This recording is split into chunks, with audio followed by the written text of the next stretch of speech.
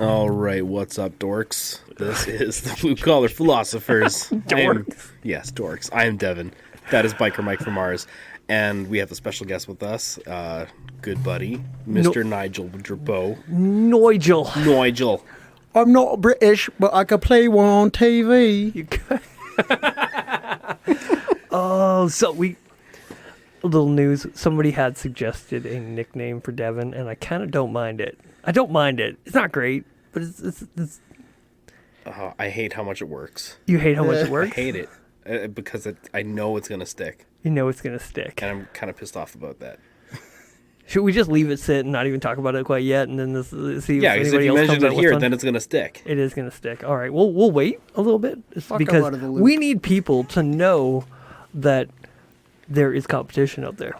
Yeah, exactly. Kick us your best nickname for me. I used to be Kickstand. I was in a club. That's my road name. Left the club, so that now that road name can rest there. Yeah, it can die. But it's weird just being Devin Devin, especially next to Biker Mike from Mars. from Mars. Biker Mike from Mars. You ever watch Biker Mice from Mars as a I kid? did. Yeah. And I'm like, somebody called me Biker Mike, and I'm like, yes, I'm taking that. That is now mine. I don't know. Screw Sons of Anarchy. Like, that's my favorite biker show. It really was. I rewatched it. It was so good. like ridiculous, like Guns N' Roses ripoffs, like you know, in the music and stuff like that. It is fantastic. It is amazingly sexist, though. Oh, you could not get away unbelievably. with that crap now. But the environmental bend that they had on it was that same era of Captain America, or not Captain, the Captain Planet bullshit and all that stuff. It had that environmental bend to it. Not nearly as preachy as Captain Planet, though. No, but it was pretty bad. When it all was. powers combined. I What a sent, lame superhero. I sent you a meme with that on it the other day. His where it greatest had- power is his mullet. That thing was clutch. A what? It was clutch. Is that a... Most people don't know what a clutch is now. The millennials, they don't know how to ride a stick, motorcycle. Like, if it doesn't have an electric battery, then I don't want to pedal Oh my it. god.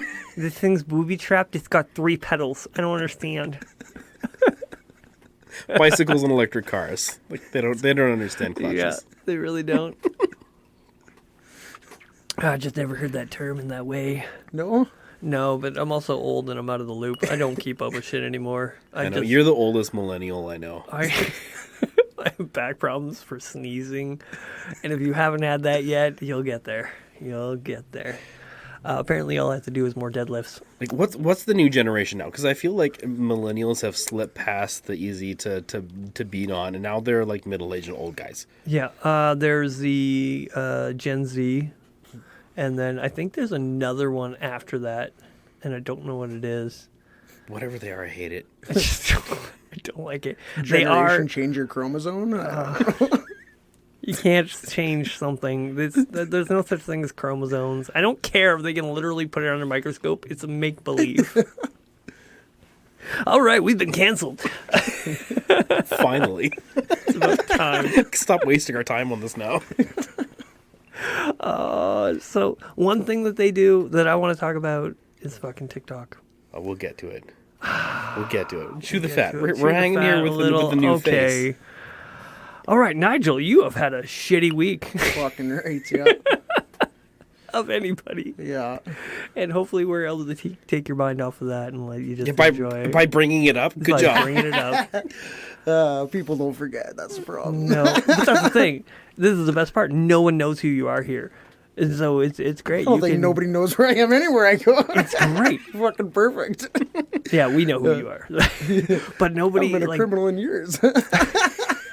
it's been hours. Yeah. Can you tell the audience a little bit about yourself, or you'd rather keep that private? No, I don't care. Okay. I'm always down to talk. Yeah. So what's your deal? I spent most of my life being a degenerate piece of shit in the oil patch, where I took drinking and doing drugs to an all-time new level. And, High score. yeah, if you can call it, yeah. Low score, high score? How do you measure that? Well, Drinking I is have one of those a things. lengthy 2-page criminal rap sheet. I guess that's measurable. Fair enough. You know, I Told you. I was radically saved in treatment, where I came to the Lord and changed my life. And Now you hang out with us, Yeah. degenerates. and it's nice to surround myself with men of faith that still talk like men, and that this isn't fake, and this walk that we do, like regardless of whether it's with Christ or whatever it is, it just says in brotherhood, the brotherhood and unity that we have amongst each other. You can't find that anywhere else in the world. You really can't. Like, with two wheels underneath you and your wrist twisted as hard as you can go, and a brother in your mirror and a brother in front of you is the greatest feeling. And like, with certain people, like with Devin particularly, I haven't done a whole lot of riding with you. No, we haven't had But a me and chance. Devin have had some awesome times together. Yeah, hasn't been many, but it's just starting. But they've been clutched. Yeah, absolutely. And that's good. You know, like that's good? It's good. Yeah, it's good. But yeah, like we found out how fast your bike can go the last weekend. Yeah, for an 1100, I didn't think it could go that fast. Nothing here is incriminating. No one's listening, so it's fine. Just don't use numbers. Don't Yeah. use numbers. Yeah, and just don't park in front of me, because I might run into you. Braking is not my strong suit. Yeah, our bikes get out their own way. That's for sure. Braking's for quitters, anyways. The coward lever. All right. Do you know what I realize? There's a lot of people, they don't actually, when it comes to motorcycles, they think they get it. Even if you ride a motorcycle, but you've never ridden in a pack, you think you get it until you... But there's packs, and then there's packs. Yes. There's two different levels. We do the latter, Yes. not the former. Not the former. We tried the former for about 15 minutes and... Gay. A nicely staggered, responsible pack of people that don't know each other is both boring and terrifying. Yes. It's like, one, you're not doing anything fun. Two, nobody knows each other. Nobody has a feel for one another. It's chaos. Accidents happen there. Yeah. Like, when you do what we do, you know, it's... I mean, yes. Exercise madness. I mean, there are times though of being really, really responsible. But at the same time, like, you know the guy beside you. You're tight. You're riding tight, bar to bar. Well, you know the Tire standard, to tire. too. You know the standard. You know what Yeah, to it's- expect like of that person. There's an excellent feeling. And then every now and then, like, that transcends itself to being something epic when it just gets in a mode, in a click. Everybody's on the same page. Yeah. You're slicing through traffic and passing people on the highway together as one. It is amazing. And then there's times when, you know, you have just maybe a little less of you guys, and you could really stretch it out and do alleged things. Yeah. And on that's just amazing. Like, I remember one guy who was riding with us. He was at the back of the pack. So we don't put a guy who is new and never ridden with you in the middle or even the front or anywhere close to the, I don't know. You just have him in the back so you can see kind of what's going on. And he was riding with us, and we went into a corner really nicely. We just kind of entered perfectly. And he actually kept up enough that he actually got to see it firsthand. Most of the riding, he missed a lot of the pack riding because he couldn't keep up with us. until he decided, like, no, I'm going to do this. I'm going to do this. And then he saw it. He was like, oh, this is next level. Like, he saw it for what it was. And he kind of got to be a little part of it. And he's like, I want more of that. I need to learn how to do that. And you could just see it in him where he finally understood the difference between riding a motorcycle and riding a fucking motorcycle. Yeah. Like, club style pack riding, that's brotherhood shit. Yeah. Well, and you have to be able to trust that guy beside you, in front of you, behind you, that he ain't going to do nothing stupid that's going to put your life at risk, and that you know that this guy is going to drive defensively or ride defensively and try to save your ass if something happens. And you know that when you lock in that corner, you know that he's holding his line perfect. Yeah. And you're like, that feeling of when you hit that line perfect and you're leaning Together. leaning hard, and you look over and you just see that smile, and you just feel that what is formed on the road in a pack is what we seek in a club to form everywhere else. Just that bond and that trust and that love and that passion that we have for motorcycles, that it all culminates in that pack ride. Yeah. And in the way that I see it, like as a metaphor, like for a club, that moment of pack riding, like where you're in sync doing it, like that's what communion is at church. yeah, absolutely. It's you're partaking of a single thing, like you're communing with the road all together. You're living together or dying together, and it like really, you're not saying a word to one another. You're not hanging out. You're not doing high fives. You're both focused on what you're doing, but at the same time, so enjoying each other's company. Like it's just a weird thing, but it really does actually build bonds of affection and trust and love and loyalty. Yeah. Like without any word spoken, it builds those attributes. Yeah. Like, I can only imagine how you, Devin, and Mike both feel. Yeah, I can realize you can't see me, but Yeah. how the bond you guys must have from like the hours you guys have spent bar to bar and on the road together. Because I know that I'm going to call him my brother. I'm not a full patch member of the club that I ride with, but he is my brother because this man, when I sit bar to bar to him, I know where he's going. I know what he's doing. I don't have to look at him. I don't have to think. I just know because we spent so much time tight. We can ride super close, and we get each other. I scare a lot of people that I ride with because Yeah. Ditto. You're among friends. But when I ride with him, there's no fear. We know that we trust each other, that in that corner, that if it tightens up and I need to put it down a little bit farther and just hammer into that corner and twist into it a little harder, I know that he's going to do the exact same, and we're going to come out of that perfectly. Yeah, you become one. It's like flow state mentality, right? Like it's like the kind of when you're meditating or you're doing something technical or something you deeply love, and you get into that flow state mentality where you're not overthinking anything. Your instincts are just kicking in and doing the right thing all the time. And when the guy beside you is also in that state and your flow states match up because of time next to each other, you become one.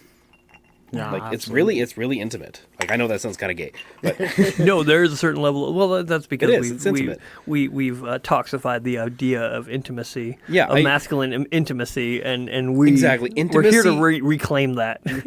intimacy amongst men is not a gay thing. No, It's not a bad thing. It's not an unmasculine thing. Like, it's good. but it is a thing to be checked. Gotta keep it in check.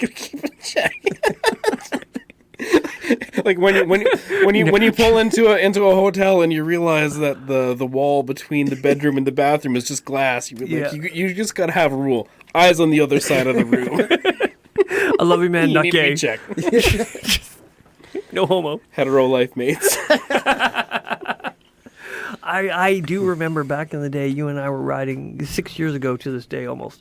We were riding in Newfoundland, and you and I were we went on a pack ride with these people, and they were going staggered, but they were doing a good pace. So we're going to ride however the pack is riding. And some guys that were behind us who had never seen us ride together got to see how in unison we are. So when they were doing, the other crew that was there was doing switching sides. So you switch from the left side of the lane to the right side and the right to the left because what happened was one of the guys leading the pack stepped out of the pack to block traffic. Yeah. And so Everyone switched. everyone switched sides to keep the symmetry the same. Yeah. It was weird. You don't do that when you're doing bar to bar, but when stagger packs do it, I guess that Yeah. person.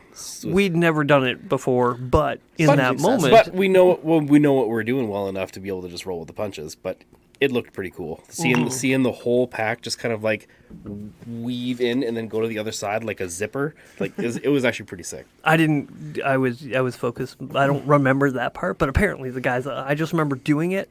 I don't remember doing it, but I remember doing it kind of thing. I don't visualize it. But apparently Devin and I were doing it so well, and the guys who had never ridden with us before, well, they ridden with us a little bit bar to bar, but they didn't see us in that point, and they got to see Devin and I when we were switching. It was in unison. Him and I, when he was crossing over, I was crossing over same time. There was no lag, not him then me, or me then him. It was just same time we were switching.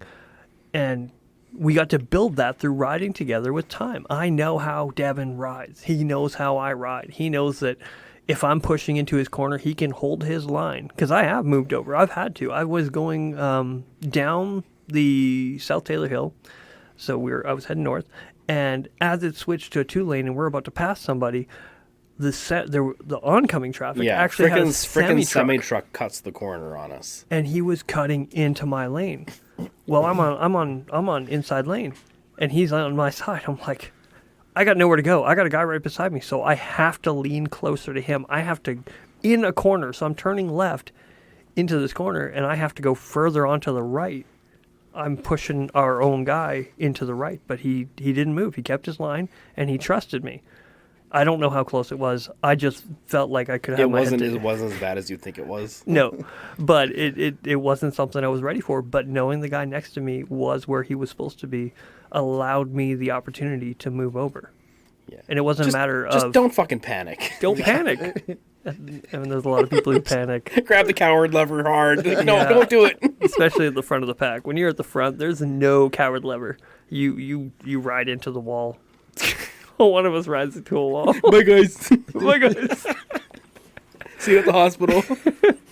I remember after you hit a wall, it was so horrible because you had an adrenaline kick in, and you're like, "No, I'm fucking fine. I'm good." And you pick up the motorcycle, pick up the motorcycle. It's got like broken clutch, broken brake, and you couldn't run it. Yeah, 15 minutes later, I'm like, "Oh, this is bad." Yeah, you can't ride together and not get a few bumps and scrapes. I don't have that many though. I know you're the lucky one. Fuck you. I accept that. I will take that. You'll take that. Fuck you. I will take that. Fuck you. With some bourbon. I've been pretty lucky. Like, I've never, short of like some slow speed, stupid shit, but I've nothing yet at high speed. Like, I've come close a couple times and made my butthole pucker. Just recently, I was telling Mike about coming off the ferry, and we were clipping on it pretty good. We were trying to beat the rain, and there's a lot of construction going on, the Highway 1 or whatever. And I came around the corner, and all of a sudden the pavement dropped about 6 inches. And my back end just started swinging in the corner. I just leaned into it and just twisted harder. And it came out. That's dicey. I hate it when bikes do that. When they start the death wobble, like it's... When you're lean, that's like I've experienced like a bit going straight, but like when you're leaning into that corner and it's either wobble or die, you're like you got to wobble a bit and just kind of let it ride it out. Yeah. Just let that rubber grip and go. When we were in Penticton, was that last year, we were riding around some of those lakes and stuff. So I had Carissa on the back with me, and so there was one corner. I was at the head of the three of us. We were going, where you spent most of the time. Yeah, we were going As pretty he good. should. And that was on like one of the really kind of tight technical roads. We weren't really flying, but going pretty good.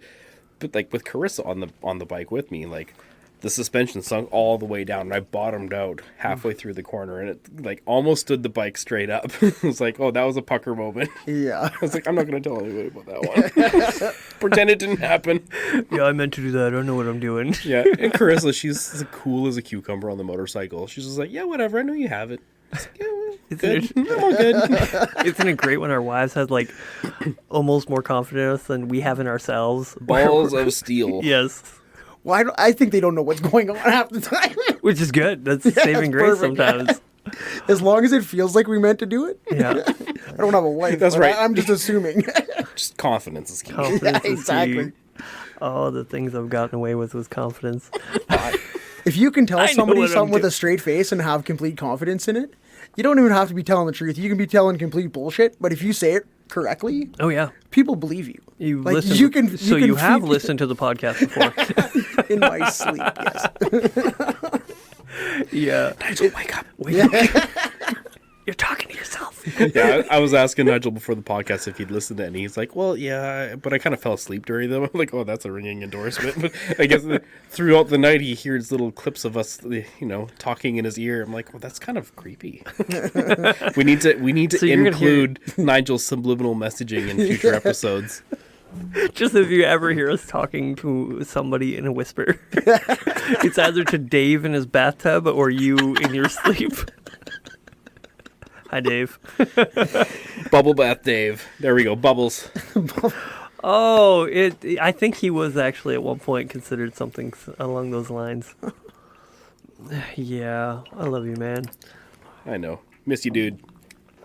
All right, so I do want to bring up one other area which you and I have in common is the bond that you have when you ride with somebody is everyone tries to say like it's completely unique, that it's the only place that you can get it. Another place that you can get it is in the cage. Oh, absolutely. A lot of people don't understand it because Well, I mean, not yeah. many people do it. I think that's real bullshit to say this is the only place Oh, you no, can... but there are people who This say is, that. This is a place, but I don't even think it's the best or most intense place. I mean, It's I up- think... it is up there. I think the Brotherhood of War probably Oh, trumps yeah, it. no, Like, I'm just saying, it's up there. we're not dodging IEDs together. Like let's not pretend it's like that. You haven't tried to get out of the house this week today. I have children. I had children.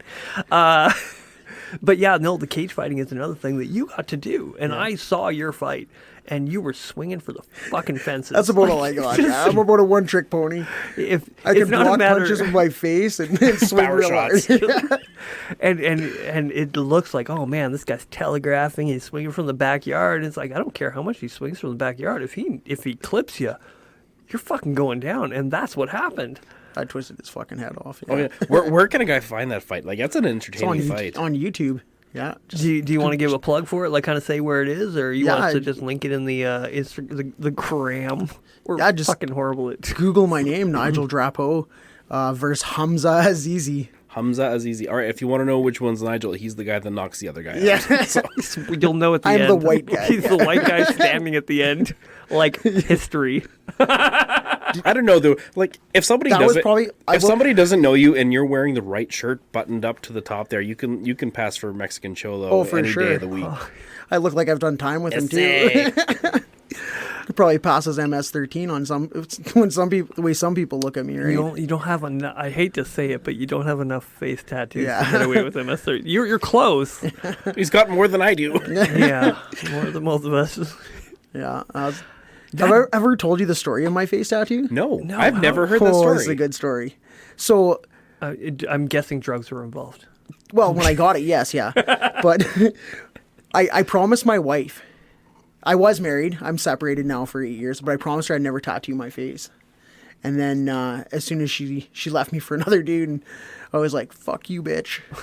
And I went and I paid a friend of mine that probably shouldn't have been given anything, but I sat on his kitchen table and he tattooed my face. I think I know the same guy. I think that's who did my arm. Yeah, probably. Okay, Kitchen tattoos. So we've all got sketchy tattoos in the basement or kitchen of somebody that shouldn't be tattooing anybody. Yes. So yeah, that's where this one came from. So you got a spite tattoo? Yeah, That's that is almost a little literal definition of cutting off your nose to spite your face. You know, so I've had so many like funny things. Like people are like, "You must really like the Avengers." I'm like, "What the fuck are you talking about?" I'm like, that's they're hilarious. Like, you tattooed the Avengers symbol on your face. I'm like, The A. I'm Oh, like, that's no, good. it's not the Avengers. Oh, But the fact that I had to explain that it's not the Avengers is like, like I would have homeschool your children. That is the definition of homeschool kids. Turn off Disney Plus. Like that. If you have I'm pure fixed surprised. Okay, console, did you get any Sons of Anarchy? Kind of like, oh, Anarchy, Sons of Anarchy. Yeah, oh, you must fucking love what that. it is, it's a You know little what? Anarchy A. Yeah, I have. This was pre Sons of Anarchy, just so you don't think I'm trying to like dick ride or anything like that. I was actually a legitimate Dick ride, is anarchist that at a one good- point. I have a definition, a saying about anarchists.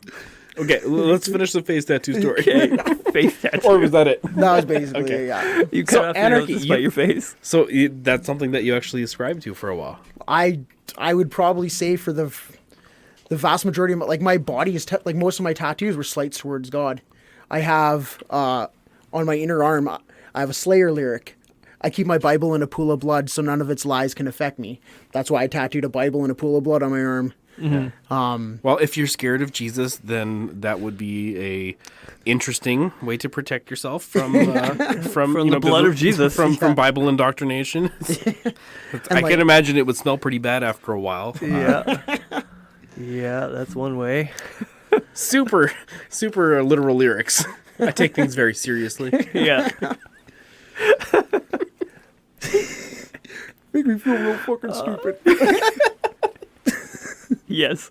We should all feel dumb. If you don't feel dumb about your past, you're Probably not paying attention. You're not paying attention. You're not learning. You're not didn't do it growing. right. You didn't do it right. I feel dumb about something I said last week as opposed like if you're saying anything important, you're going to say something wrong. It's just you got to say stuff because you're talking out your thoughts. And that's what we do here half our time. It's actually talking out our thoughts. So tattoos. Every one of them, or the ones you got during that period, are all a slight against God. A large amount of them, yeah. Okay. So I have Satan. I have a zombie Jesus. Because if you die and come back to life, you're a zombie. I don't care who you are. Mm-hmm. I have pentagrams on my shoulders. See, I wanted to get zombie Jesus tattooed or not tattooed, painted on my bike. And that's as a Christian, I wanted to get zombie Jesus put on my bike. Most Christians don't get it. So what was the motivation for doing images to spite God? You know, I think it comes back to I felt a calling on my life. Yeah, because how do you do that unless you're acknowledging that God's presence in your life? And that's just it. You don't do that if you're like, yeah, whatever, fairy tale bullshit. Well, it's such a true atheist self-defeating. isn't gonna fight about it. That's not atheism. That's actual wrestling with a God and Creator. And that's just it. I even think that almost everybody that ever is proclaimed to be an atheist to me, you dive into it and really they fall more of an agnostic, where they just that or they've got hurt feelings. Yeah. Very rarely do you find somebody who's atheist completely on objective grounds. Yeah. And most of the time it has to do with the hypocritical church, and they'd oh no, it hasn't. Oh, look at all the hypocrites. It's that has nothing to do with God. I think logical atheists exist. Oh yeah, but it's a smaller percentage than people think. Yeah. So I'm just going to say really quick, fuck what we were going to talk about before. We're just going to keep going on this. This is a lot more fun. We're kind of just riffing. Interview with Nigel. Nigel. Sorry. Nailed it. You know what I get when I talk to people on the phone? They ask me if I'm black. I'm like, what? Is Nigel a black name? Like Tobias. Tobias? I hear Tobias and I think of what was that, Arrested Development? Yes. But everybody thought, whenever people hear his name on there, they thought that girl was married to a big black guy, so they were all scared until they met him. Why do people keep making that mistake? I wish I were black. I really do. We got to get a black guy on this show. So, anarchy. Ascribing to anarchy, what does it mean to you? So for me, I just looked at it. I did what I want, when I want, how I wanted. And I lived a lot, especially once I got to the point with my drug use and stuff where I completely stepped outside of society and I was homeless and I was on the street. But I did whatever I wanted, and if I wanted something, I took it. And if you were bigger than me, I was getting punched out because I was trying to take it, right? I just had this attitude and this mentality that if I want something, I'm going to take it and it's mine. And if I'm bigger or meaner than you, I'm taking it. And if somebody else is bigger or meaner, well, I guess they earned it. My face did get punched in a few times pretty good. Okay. You do have a pretty good face for somebody who's been punched in. You don't know. You're a handsome man. I'm gonna say it. not going to knock it. I'm just saying, you don't look like you have a whole lot of scar tissue. You got some, but not a horrible amount. I saw you dressed in a suit today. I'm like, damn. I want to hit on that guy. Yeah. Chicks are missing out. Yeah. Hashtag not that kind of club. Yeah. If you got to keep saying it, it's starting to sound... Oh my gosh. I don't want to say I'm so glad we're out. Again, somebody else has to die. Because that's about only the time I ever put on a suit. Honey! Just kidding. It's a joke. It's a joke, not a dick. Don't take it so hard. Oh my gosh. I was waiting to pull that one out. That's what? No. You've heard that one, right? Yeah. I assume you've heard it. We have not said it on the podcast up until this point. It's funny, and if you don't think it's funny, I don't know what to do with you. You're listening to the wrong podcast, so Ser- fuck off. Oh, I've got so many people that are like, "Oh, you're just like everybody else. There's nothing that sets you apart." And as a Christian, I'm like, dude, like this isn't Fuck for- no. Fuck no. I'm not like you. I'm sorry, and this is not for the Christians. It really isn't. If it is if you're a Christian, listen, it's cool, welcome. But This- it's not for you. This But is it's for not. us. It's not for them. No. It's not for Ned Flanders. It's not for Ned. It's really not. It really It's not for isn't. Ned. Yeah. This is for us that are just kind of like tired of fake baloney, or for guys, Yes. or for guys that grow up in the clubhouse scene and want to talk about deep things, but at the same time feel awkward about just the way they talk or their language or like this one's for you. Like Yeah. And oh man, I've got some gold for one of the future episodes. I'm telling you, man, I'm sitting on gold on this one. Not this one. This one's good. It's good. It's great. you But I've have got an some you have an gold. idea percolating Oh. in your head womb. It'll penetrate your soul. Proverbially. Anyways, where were we? Okay, so I have a little thing when it comes to anarchy. Anarchy is juvenile libertarianism. The idea of libertarianism is I think, a more sophisticated way of looking at anarchy. And do you... Okay, well, you can't say that without defining what libertarianism to you. Well, libertarianism is a you know- lot like anarchy, but an understanding of a role of government. A lot of anarchists believe the government has zero role in place in society, in any society. It should just be a chaos. But a libertarian has we understand that there is a role for government, even though I don't agree with them interfering in any part of my life. Small government. Not Small big, government. But a lot of anarchists are like, no, fuck all government. If you are government, fuck you.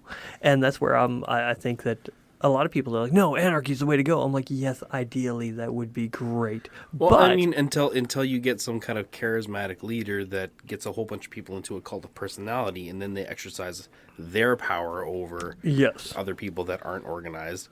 Like, you can't be an individual. You can't be an individualist because you don't exist in a vacuum. Yeah.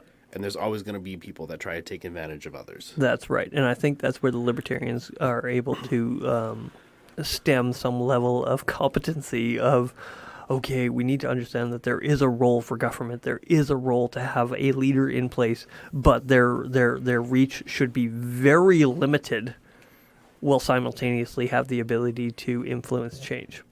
And that's where anarchy and that's why I refer to it as juvenile anarchy, like juvenile libertarianism, because if you're a true anarchist will find their way to libertarianism, but yeah, if you're just in that way of there should be no government, yes, I get it. Communism would be great too. I fucking hate Well, both. I mean, that's like I know they're polar opposites in a lot of ways. Communism is a highly governmental system. Yes. Because everybody has to pool their money for one entity, for the greater good. For one entity to then distribute it all. So I mean, Yeah. like that's the biggest version. Like that's like the anti-anarchism. Yes, which is why anarchy and communism/socialism will never work. Well, I They mean, won't. They can't. It's Anarchy doesn't work because it involves it people. can't be a system. Yeah. Like it only works as a personal philosophy. It can't work as a societal philosophy. Yes. Yeah, absolutely. And I think that's what, and with that understanding that it can't work as a larger thing, pushes you into a libertarian view. Okay, so I didn't know we were going to talk about anarchy today, but Nigel's face did not say that we were Yeah, going to talk I know. about. I'm sorry, I've never discussed it in all the years I've known Nigel. we've and never now been we like, talk tell me about what's up it. with your face tattoo. We Okay. finally got half a whiskey in you to talk about tattoos. So I'm gonna throw out a phrase there, and I want to hear both of your opinion on it because apparently it's a real thing. I just discovered this about a month ago. So there is a movement happening right now called Christian anarchy. Now, without explaining what it is, like how does that phrase hit each of you? I don't know. I honestly don't, because I'm trying to culminate the two, like collide the two, and how would I would assume, based on just hearing that, it's a not a governance of government, but a governance by by Christians and individualism. Like not seeing yourself as a community, but as an individual Christian, and having to dictate how you live your life and how you practice your faith as an individual and not in a corporate setting. So it's kind of like a decorporatized faith community. That's just basically what I'm going on to without any I kind of haven't given you any context. any context at all. That's my read on it. Okay, Nigel, go. So that sounds like some hyper charismatic God told me to do stuff and I'm special and I'm going to do whatever I want sort of ideology And classify it as Christian anarchy. like It's because you're not in the circle. You can't understand. Jesus told me this and this is what I have to do and he flew in my window and he told me these things. Like, That's so funny. I got it while flopping around on the ground. What can I say? Oh, wow. We just offended a group that's probably not listening. All right, to you charismatic Neds, cheers. Fucking A. Listen, I'm not saying all charismatics are like that. Dad, I think Rod is speaking in tongues. Sorry, son, it's just the fever talking. Not this time. Oh, I have trouble when it comes to the people speaking in tongues, mostly because Oh, but of what that's the a Bible whole says. that's a whole Sacred Slaughterhouse episode right there. Yeah. Ooh, yeah. Oh, that's a great one. I'm going to write that right. one down. You keep going on this Christian. I'm going to write this You down. heard it here first. Soon there will be a Sacred Slaughterhouse on speaking in tongues. do you know what the Sacred Slaughterhouse is? No. All right, so every now and then we do a mini episode, which is like about 30 to 40 minutes, and we take a common Christian belief that seems like a sacred cow, and we take it to the slaughterhouse. We shoot it in the head. I like it. Yeah. I feel like John MacArthur would get on board with that. Well, until he finds himself walking into the sacred slaughterhouse like a lamb to the slaughter.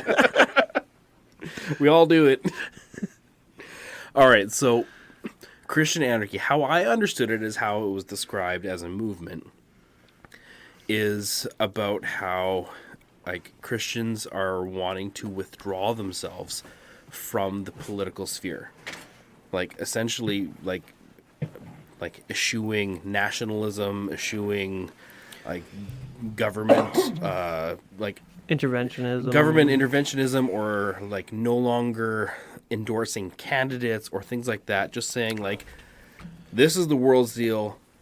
No. Fuck we're that. we're something different. Fuck the world. Fuck the government and all that stuff. Sounds very tribal. We are doing our own thing. We're about the kingdom of God, not about your system. And it's about the whole church essentially Abandoning the space of politics. abandoning the space of worldly politics. I think it is a horribly dangerous movement. If that is what it is, if that's a horrible idea. Well, I think the church was created to not be part of politics. Like, Give unto Caesar what's Caesar's. Give Yes. unto God what's God's. But if the world's God's, or as a Christian understand, the world's God's, so why don't, then we're going to take it. Now, the reason I think it's a horrible idea is because you don't abandon the space just because, oh, we disagree, so we're just going to, instead of actually fighting for what we believe in, we're going to abandon the space completely. It's like, no, that doesn't mean you stop fighting. It just means that you fight differently. I don't think that you should abandon the space because it's just going to make it worse and worse and worse. That's assuming... And it's going to influence your children. It's going to influence your next generation of children because you'll be like, oh, we try not to interfere because we don't want to offend. That's the same but it's idea not about of not offending. offending. But that's the thing. It's not about we don't want to offend anybody, so we're not going to partake. We're saying all y'all are fucking evil. We're doing our own thing. We're doing our own schools. We're not getting down with your program. You think the government would let them do their own schools? If push came to shove, let's just say hypothetically, this idea of abstaining from any kind of influence in our government at all, do you really think this government, the way that it's set up, without any opposition, would allow you to continue doing your own thing? Because if you're not fighting for your liberty, they're not. But isn't there a nobility in fighting for your own liberty? To be like, no, we're not participating in your agenda. Yeah. We're doing our own thing. Okay, so abstaining, regardless of how much pressure you put on us. Okay, so criminalizing every single Christian out there, making them outlaws. You could be. Inadvertently. The No, govern- you would. They would eventually be doing it. It's just the way it is. Yeah, Well, that's but- what the church was founded upon. Yeah, you're essentially What was standing it? up against the world system and saying like your whole your whole political sphere here is your own thing. It doesn't represent the kingdom of God. Yeah, I know we could be more right on here, more left on there. No, we're just saying F all that. We're making our own thing. Yeah, if they're willing to stand. If they're willing to stand up for If it. they're willing to actually stand and bear the consequences, and that's what I don't think they're willing to do. They're not willing to bear the consequences of becoming outlaws, because that's the thing. Outlaws are outlaws for a reason. You don't adhere that's to the not- worldly views, and then no, That's why outlaw. that's why it's not a big thing though. Yeah. Because most Christians are like, well, no, we want to be a part of the Republican system. Like, I mean, truthfully, like most Christians are like, no, we want to be a part of the conservative movement. We want to be involved in politics. We want there to be laws that make everybody do what we want to do. Yes. But to be, I guess go into that stream of, I guess, Christian anarchy would be more libertarian. Because you're just like, Yes, but then look get at the, the farms. government, get the government out of it. Let the heathens do whatever they will do. We're not passing judgment on them. Look at the farms. Yeah, I know there's Okay. a dark side to this. All right, so there's some places north of town where we live that are, what are they, colonies or farms? I don't know what to fucking call them. I mean, yeah, you get They're colonies, at that point. You essentially. get to cults because if you don't have any bigger hierarchy, Yeah, then to keep- you can spin off into some weird areas without accountability. And that's what happened. That's the biggest danger I see of, okay, we're going to do our own thing. Well, what's to stop a very hyper-charismatic individual From from starting a coming monastery? in? No, sorry. We're not talking. No one is listening at this point. I love monasteries, but do it within your hierarchy. Yeah. So Don't just start your own shit. don't start your own That's a shit. cult. It's getting there. All right. So, and that's what the problem is, that you get a charismatic individual or somebody who gets ingrained into that colony that is wherever it is, and it turns into a cult. It turns into us, a very tribal, us versus them, us against the world, and us against any other colony that's out there, because you're not going to be in unison with other places. You're going to meet up with a different farm that has the fucking exact same idea, and they're going to say, no, you don't have this part right. And it's like, no, fuck you, we're going to war now. Like, Yeah. But I mean, I understand where it's coming from, and I understand the heart of it, and I respect the heart of it, but fucking don't do it. but at the same time, like what Nigel said is right. Like the church was founded on one, Sorry. not being stuck in the Pharisaical system, Mm-hmm. and two, also not being stuck in the other binary of being stuck into the Roman imperial system. Yeah. I mean, And a that's lot why- of people died though. Lots of martyrdom. Lots of death. That's just the thing is like, if you're going to stand like that, there's consequences. Oh, Yeah. yeah. And like, Leviathan and Behemoth do not abide by that. People are going to die in the jaws of those two monsters if you decide to go a third way. yeah.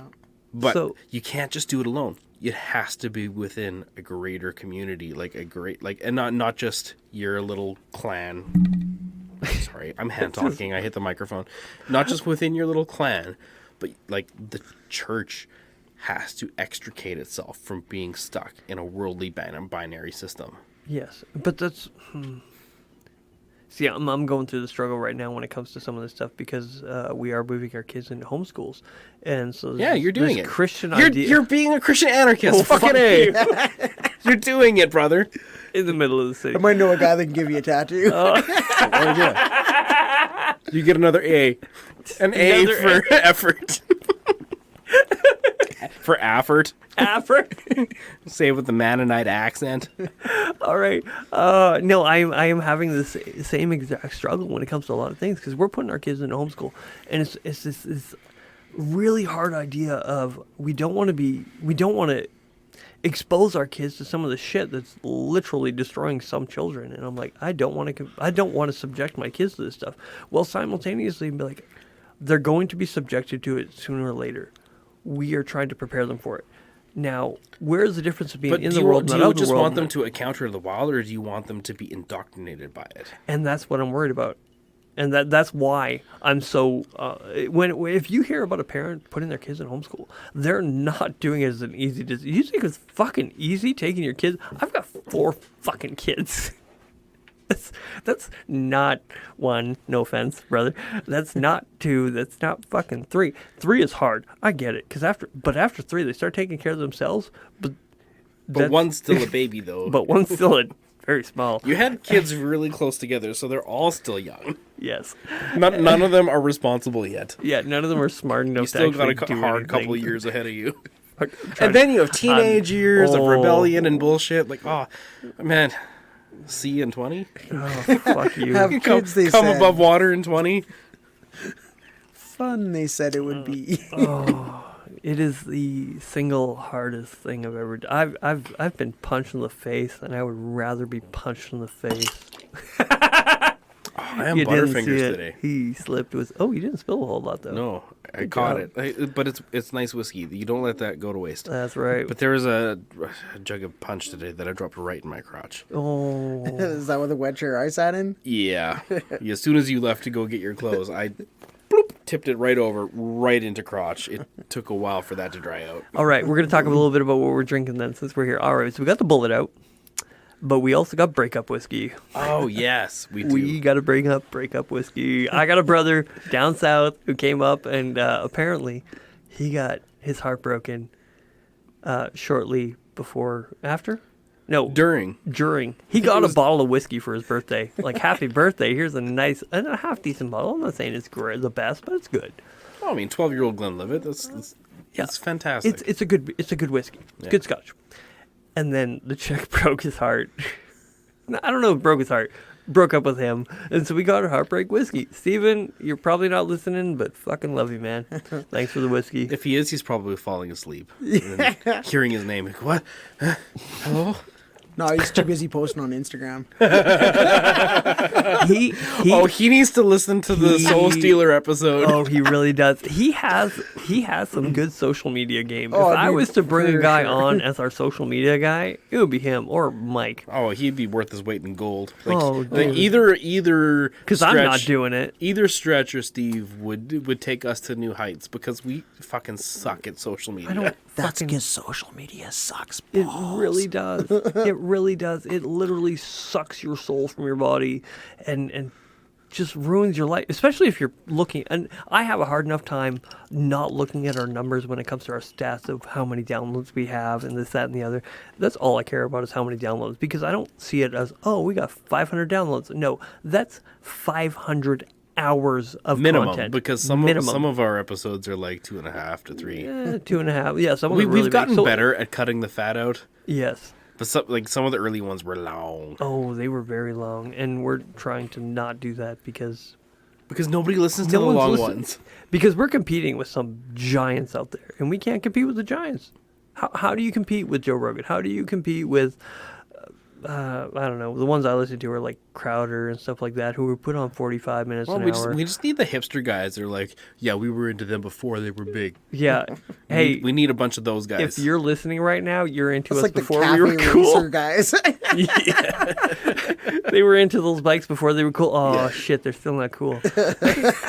What, cafe racers, they're fucking cool, man. You like I love them? them. I love don't cafe know. racers, but I good w- ones. Like not the one where Okay. they took not ones where they took an old Japanese thing and like bobbed its fender and then put little Clubman bars on, but like real like old school Triumphs, like Thruxtons, like ones that have like beautiful parallel twin engines in there and like the flat seat with like the little fairing on the front or So on the back. gutless. No, those things are fast. Are they? Your bike is gutless. It is. It's because it's dead right now. Yes, 100%. Like cruisers are gutless. Oh, Like, yes, yeah, that is They true. they just are. They got torque, but whatever. They gas out. But like these cafe racers, even when they're small parallel twins, Screaming 250s that are they scream and they're lightweight. yeah. Plus they sound like a twin. Yeah. Like they don't have that ninja sound. Like Yeah. they sound like twins Yeah. with a set of straight pipes on there. It's like they're badass. Have you met the guys that ride a cafe racer though? Yeah, we Okay, know. Well, I they're know gay. one. Oh yeah, plaid shirts and like fake beards. And Tried. those fucking jeans that are so tight and rolled up at the bottom and fucking. I know your credit card number Holding because I each can see it other's through your hands. pants. Instead of going to clubhouses, they're going to get lattes. Yeah, I know the type. They suck, but their bikes are fucking cool.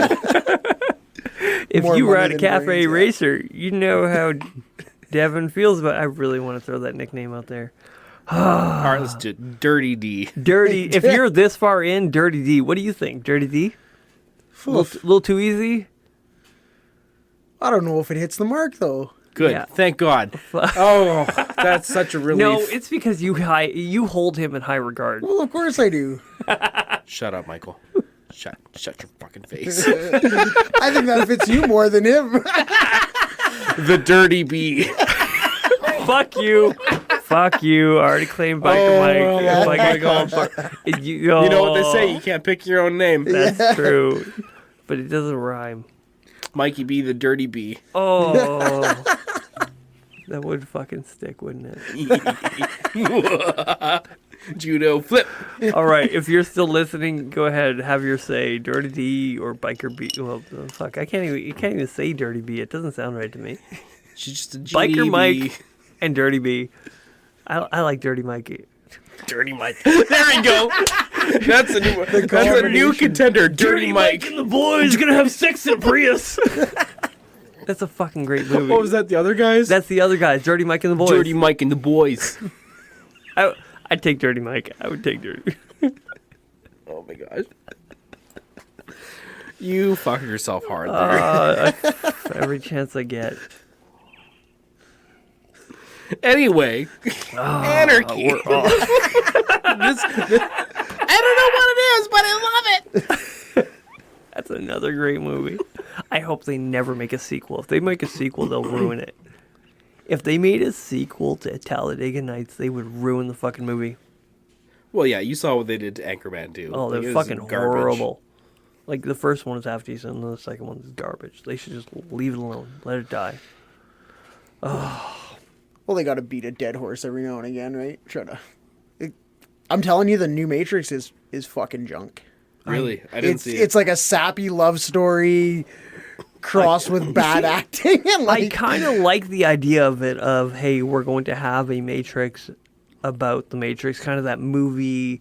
The movie within a movie within a movie. It's like a Russian doll. Yeah, a Russian egg doll or whatever they're called. I like the idea of that, and I'm like really intrigued by it because a lot of people, if they say a movie sucks, I'm like, no, I want to see it. see, like I thought it was going to be like, because the trailer looks good, and it looks like they did the cinematography was junk. Yeah, Like it was poorly done. Yeah. Like in so many different aspects, and they were like. do I have an unhealthy trust with Keanu Reeves because of Keanu Reeves? Well, listen, this might ruin your trust in him, because I was like, "What the fuck am I watching? This is a waste of 3 fucking hours." Yeah, but just see, like, even I don't know if with it's 3, but even with the original trilogy, like, the second one wasn't that great. the second one was okay. The third one was dog shit. Like, I mean, that was all the way from the beginning. The Matrix was a case of diminishing returns with every the first every one, sequel. It was fucking diminishing gold. returns. So But I mean, how do you follow this just it? tracks because some directors have a great idea and pull it off, capture lightning in the bottle, and then figure they can capture lightning in the bottle over and over and over again, and don't realize that they're just not. Yeah, Like that's a director thing. yeah. The new car shine wears off. Yeah, I mean the original Matrix, that movie ended perfectly. Oh yeah. Like with You it could not- leave it at that. You they- could leave they it at could have that point. Perfectly left it at that, and your imagination could have carried you on into whatever overall universe they were trying to create with it. But the sequels, they just beat the mystery to death. And just ruined it. Like, So I have an you're idea. thinking of all the cool shit that you're going to see in the real world, and then realize, like, oh man, We should this cancel isn't them. that cool. We should just not forward it to our children. If they ever ask, it's like, oh man, The Matrix is a great movie. Did they ever make more? No fucking no, they didn't. Nope. Just everybody in unison say, no, we're not. Nobody buy it. Nobody give it the attention of day. It literally felt like Keanu Reeves was just trying to raise money for the next John Wick movie. Like, Oh, You know what? If that's okay, the case, I that- support it. I support it. Get another Wick out there. I'm Yeah. sorry, but of the movies that did it 3 times, John Wick, fuck every single one of them. They're individually good. Like they each have their own thing that just makes them like, oh, this is. I want to see it. I know it's I just a love the fucking fact shoot that 'em up. with that character, he just destroyed all the like kind of the hey man, cool dude, chill vibes that he'd built up over all the movies before that. He's like, no, anger and revenge. Vengeance is mine. Like Revengeance is a good look on. Oh, on Vengeance Keanu. is good, man. And that's the thing. Like, and he, with those movies, if you haven't seen any of the John Wicks, watch them all tonight. You can. If you got Prime, One shot. just sit and waste your evening. Wake up at You like. get to 5:30 in the morning. Your eyes are all bloodshot and red. You're like Vengeance. It's because I release these on Wednesday nights. Looking really at your late. dog, you're like, don't die or I'm gonna snap. never fuck with a man's dog. Yeah. I'm on the precipice. You better not die. You're all I have. Fucking dog. Your wife's sitting next to you in bed, like, right here. Rude. Oh my god. You love the dog more than me? Fucking right I do. Oh, that was so fun. I hope you guys are in the ditch laughing at this. Except for Dave, you're in the bubble bath falling over drowning. Oh, that was so funny. Bubble Bath Dave and Dirty B. Dirty D is far too easy. But we still gotta call you Devin. We just still call me Mike. It's just in the intro. We just oh my gosh. After that one you could be Dirty D. So Anarchy. No, I think we killed that. Yeah. We shot that one on the head. Alright, I'm gonna check our timeline really The quick. thing with Anarchy is it's just like what they said in Batman. You know, like you either die the hero or live long enough to see yourself become the villain.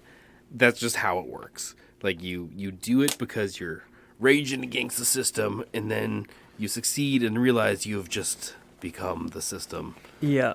It's a self-defeating mentality. Yeah, it really is. And So tension's the answer.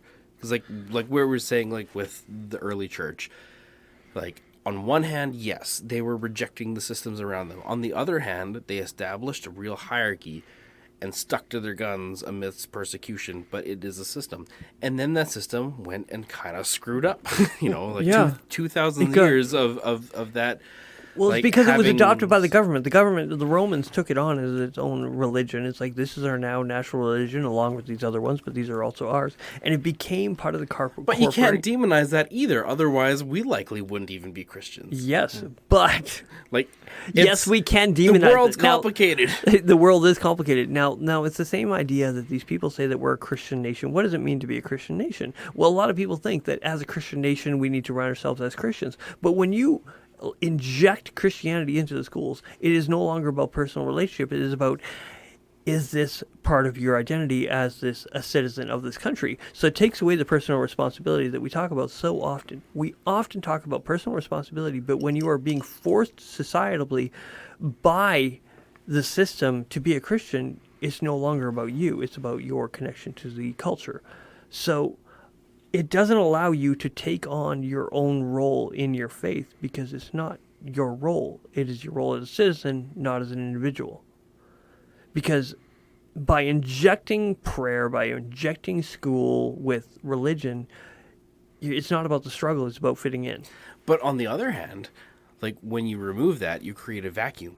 And Oh. what fills that vacuum? Satan! No, your own selfishness, desire. Satan. Yeah, I don't need Satan's help. But No, that's exactly fucked it. That's exactly so, it. That's so think about it. What has filled its place? well, look at where our society is at. Just say it. Say it, These- Michael. the SOGI agenda, sexual orientation and genetic. So What do they call so it?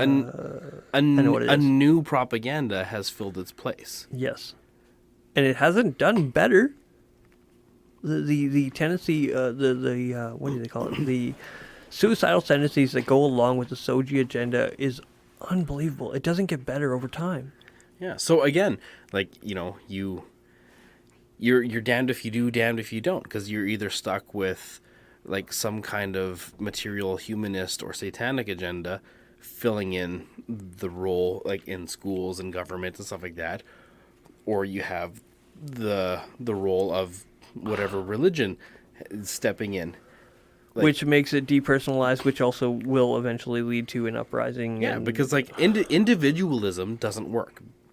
It is a great philosophy, and it can get used certain ways, but it's just strictly impossible to be completely individualistic. Yeah. So like you can't have your cake and eat it too. Yeah, it is and that's why you were saying tension, the balance, the tearing between the two. You shouldn't be completely right wing or left wing. You shouldn't be completely about the bachelor life or the married life. You should have this tension of where should we be in a society constantly. You should never be on completely one side because it becomes very tribal. And I think that's where Jordan Peterson talks about the conservatives needing the liberals and the liberals needing the conservatives. Because if you have yourself on one side or the other and it's like, no, fuck everybody who's not on my side, and you're just getting rid of that tension. Yeah, then you go off on a tangent. And then you turn into Germany or Russia. Both those things. Yeah, well, any time that the pendulum swings too far one way, it just goes too far right. Like you say, you end up with Nazi Germany. Yeah. Where everything is completely controlled. Fancy suits, though. Germany had style. It did. You can tell they had a gay guy that was putting together their uniforms. I'm trying to remember the guy's name now. I think it's Hugo Boss. No, I think it was Hugo Boss. The guy who came up with the suits for the Germans is Hugo, like a very well-known stylist today. Yeah, very fancy uniforms. Yeah, in our old organization, the prez once told me that people often said that, you know, your whole getup here looks kind of Nazi-ish. He was like, well, thank you. They had style. there's a reason I have these pins here or something like that, is to emulate a certain amount of the look. Yeah. Really? It's You're not doing hilarious. yourself any favors there, buddy. No, but it's very funny. It's so funny. And it gets your attention. You're not even mad about it. You're like, shit, Yeah. we don't own that. Pins on the collar, button straight up. Does this look like SS? Oh, a little bit. A little bit, yeah. That's the look I was going for. Wink. I gotta look it up. I gotta make sure. I don't want to misspeak. Uniform designer. Anyways, yeah, no, they were, yeah, it was Hugo Boss. I was right. Just making sure. Okay, so there is a certain level of this idea of the tension between the two because, yeah, they're spiffy dressers, but look at the tyranny that goes along with it. And I know the other individual, it's like, oh, So you don't if have there's one any thing clothes. we can learn from this is if you're a spiffy dresser, then You're a fucking Nazi. Chances are you're a Nazi. Okay. Good to know. Where You heard. if your clothes don't fit right, you're probably a socialist commie bastard.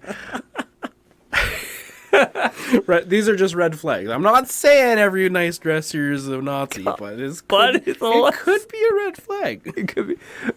But I've never. Hence why you wanted to get out of your suit as soon as possible. I have never seen a socialist in well-fitting clothes. A socialist most of the time, like Well, they're generally hand-me-downs. yeah, they're hand-me-downs, or you get the next best thing. It's, oh, that guy jeans. died. You get his pants. He starved to death, and The papers, Jim. We need the papers. oh, it's so funny. Oh, I'm so glad we talked about it. I'm glad we shot the shit. What are we gonna name this one? Nigel. Nigel. Is there a way to spell Fucking that? Nigel. N-E-U. You gotta try and spell that Australian accent. I could look it up. Do Aussies have like those little like, you know, like, and there's an umlaut, the two little dots up there that like Norwegian, you know, The Germans. Nordic cultures and- kind of have the little umlaut, and it tells you where to put that little accent See, on. I don't even Do know what it's Aussies have called. that? Because they should. So here's what I'll do. I'll look up That way you could read Nigel. something, and you could perfectly articulate the Aussie In accent, which is Australian. music to my ears. Nigel, eh? Put another shrimp on the barbie. Wrestle gator. So if I put Nigel You guys into know- Google Translate, Put the Aussie filter on. Aussie filter, See what comes up. and then I'll put that on the. Maybe there is, and I just don't realize that they have demarcations for accent. I don't know. Now I'm curious. I'll look it up later because we don't have time for this I shit. feel like they speak the Queen's English. The Queen's language. Yes, quite. Mind if I speak King's? That reminds me of my time when we were in South Carolina, and I asked one of the brothers there. I'm like, "Hey, excuse me, what is a holler?" And they're like, "What?" I'm like, "If you are down in a holler, as the country music says, what is a holler?" As the country music says. The fuck is a holler? And it turns Exactly out right. that's what I was wondering because there's songs in country music that talk about a holler, and I'm like, "What the fuck is So that?" I guess in the Blue Mountains or the Appalachians and stuff like that, where there's like these super old mountain ranges that are like ground down to nubs. They're hills. They're foothills at best, but technically it is a mountain range. Yeah.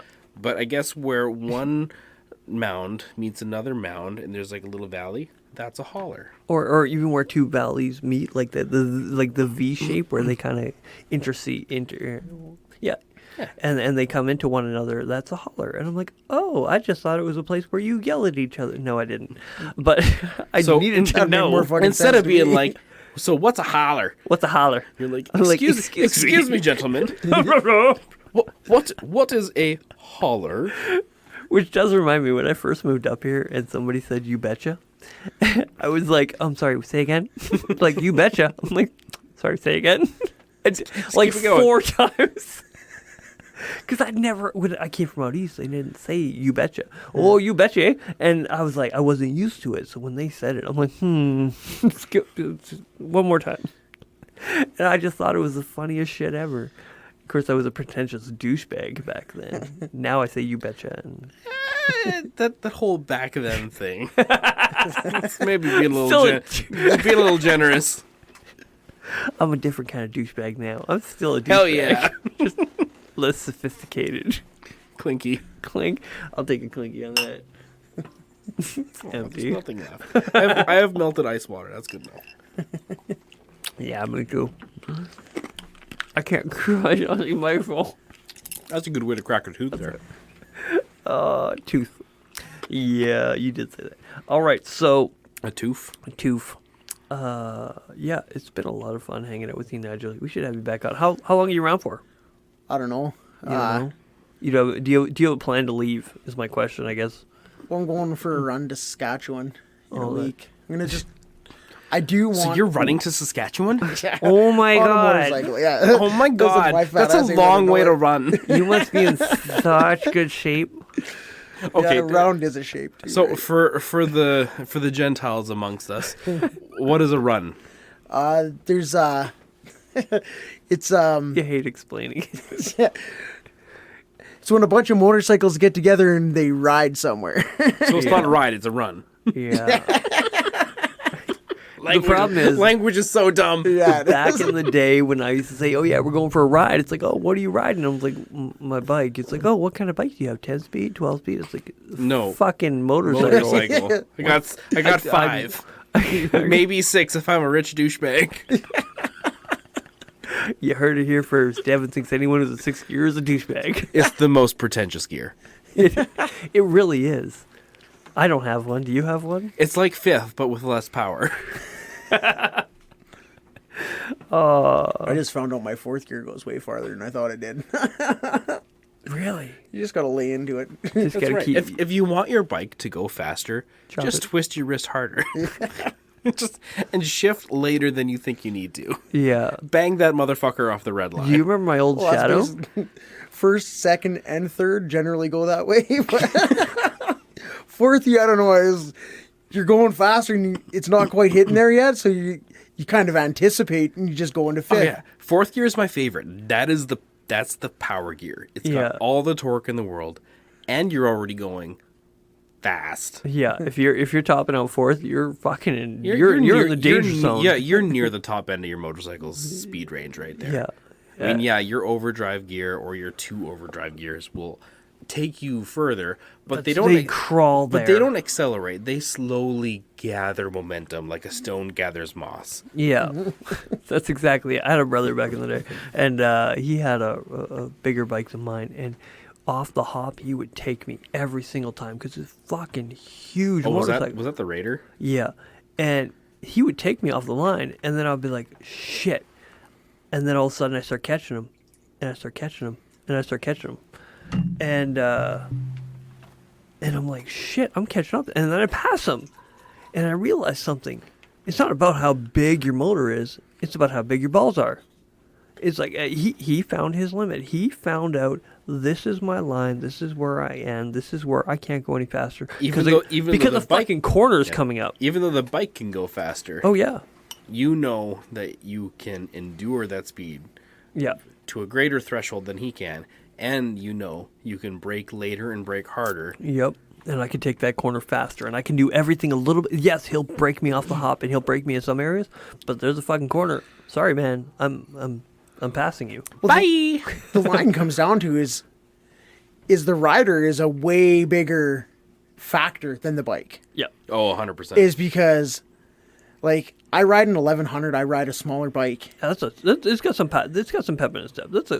It's all right because I ride it like a fucking stolen. Good. And like maybe it is. You already said you had a rap sheet. Listen, keep adding to it. I would say you about the I'm sorry, but nobody in there. Nobody in there. If you're gonna get a rap sheet, would you do it on a Yamaha? That's how you get away with that shit. Yeah. You steal metric bikes because nobody wants to admit they ride a metric, so they're not gonna report it stolen. Yeah. And 2, nobody thinks of locking up their metric because nobody in their right mind is gonna steal it. It's the perfect crime. It is kind of true. Well, and with stock exhaust on it, it generally sounds like a fucking scooter. So you can get away in the dead of night and nobody hears you. Yeah, you're like banging off the red line and it's like. I hate the sound of most jet bikes. I can tell a jet bike from a mile away. Like if I hear one, I'm like, it's straight pipe, whatever. How much money you spend on the exhaust? Most of them, I'm not saying all, but most of them, you're like, that's a jet bike. You can tell the difference. Well, you can sure tell on mine. Oh yeah. Doesn't help that I just took the stock exhaust. The VTX 1300 and the Yamaha Roadstar bikes. Roadstar 1700, those things legit sound like. Oh yeah, like they American borderline got sued over it, because and of them, and I'm very fortunate. Because apparently you can trademark sound, which is amazing. It is. That's some bureaucratic bullshit right there. It really is. That makes me want to be an anarchist, right? Well, you mean you can tie up red tape around? Fuck you. Potato. No. Potato. It's so close. Like what kind of rebel motorcycle company in his right mind goes to the government and says, "Can you make sure that nobody other bikes sound like ours?" Indian tried to steal stuff off Harley back in the day. Harley stole stuff off Indian. It was an amalgamation of ideas. Free market, bitch. It's right there in the name. You go to Uncle Government and tell them to make sure that the other guys look like you're part of that. I am. Yeah. Go to the local government and say, make sure the other guys don't sound like us. Oh my god. Oh my god. Go to the government and say, the Japanese bikes are faster than ours. Can you limit them to 700 cc's? Ford did the same thing with the some kind of blue paint color for one of their Mustangs. Which is fine. Stupid. But don't pretend to be the bastion of rebel spirit and fuck the government everything when you go to Uncle Government to get them to do everything you want because the other guys are scaring you. No, that's where I'm a libertarian of fuck you. I can do what I want. I can make my own gun out of 3D and you don't think people are smart enough to know how to do this shit without you? Willie G is corporate as fuck. Let's just say that. We need more motorcycles. I need another bike. My bike has been giving me a pain in the ass. I'll ride a Harley any day of the week, but I'm not going to pretend that it's not some kind of corporate thing. Yeah, and the thing is, I like Harley Davidson, but I'm not going to pay for a badge. I don't That's not what I'm buying. I'll I'm buying pull a the badge style. off anyways. I will buy a motorcycle. Me too. I hate badges. I don't like them. I Oh, yeah, don't want you debadge to. it. Like I will buy a motorcycle that I love. Like I love a good road glide. Oh, I yeah. love a good road king. I love a Softail. Awesome. Yep. But to me, it's a road glide, a Softail, a road king, not I ride a Harley. Yeah. You're not buying a brand. You're buying a model. Well, I think like the vast majority. I'm going to be pretty general with this big broad sweeping, and I'll probably piss some people off. But Do it. Do it. Join the dark side. Fuck Harley owners. You know what I mean? Like it's more about it's like a cult. Whoa, we did not get on board. Oh, it's a cult. No, they act like it's a cult. You know what I mean? Like it's like it's something fucking special to own a Harley. Join us. Like Join put two wheels us. underneath you. I don't care. Like Yeah. my Jap bike, I ride the piss out of it. If you rode a Harley like that, it would last 3 days and I would be walking.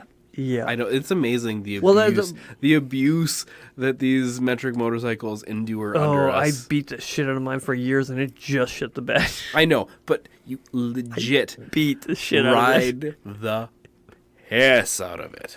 And we know that it's not all Harley. I know that it's not all Harley riders. It's just some. I was you just know, using a broad. You know who they are, but the same thing with Jap people. Like the people who ride Jap bikes, not Jap people. Yeah. Oh yeah, the guys that are the guys that hop off like a brand new Harley, even though like their bike is kind of like a little dumpy or whatever, and like, well, it's fine for a Harley. Yeah, fuck you. Yeah, It's fuck a that. motorcycle. That's the BMW ride. I'm sorry, I rode a BMW. They're fucking perfect. Do you know what's wrong with perfect? Oh, you rode a GS. Okay, but even that, you can't just say BMW. That was a GS 1200. Yes. Like it's a specific kind of bike. Do you know what's wrong with that bike? It's fucking perfect. Do you know what's wrong with fucking perfect? It's boring. No character. That's right. No soul. Yeah, when motorcycle Well-balanced. industrialists say that an engine is characterful or that bike has a lot of character, what they really mean is piece of shit. it's a little bit shitty in that area, and that endures it to me. That's what character in a motorcycle means. And I love character. I love that it's just a little shitty in one way or another. My bike is a little shitty. It runs lean, and I run it like I'm beating the shit out of it. And Harley, they got character, man. They got that rumble that vibrates your hands so you can't feel them. They got the hard mount. Some of them have the hard mounted motors that just make your feet feel like concrete.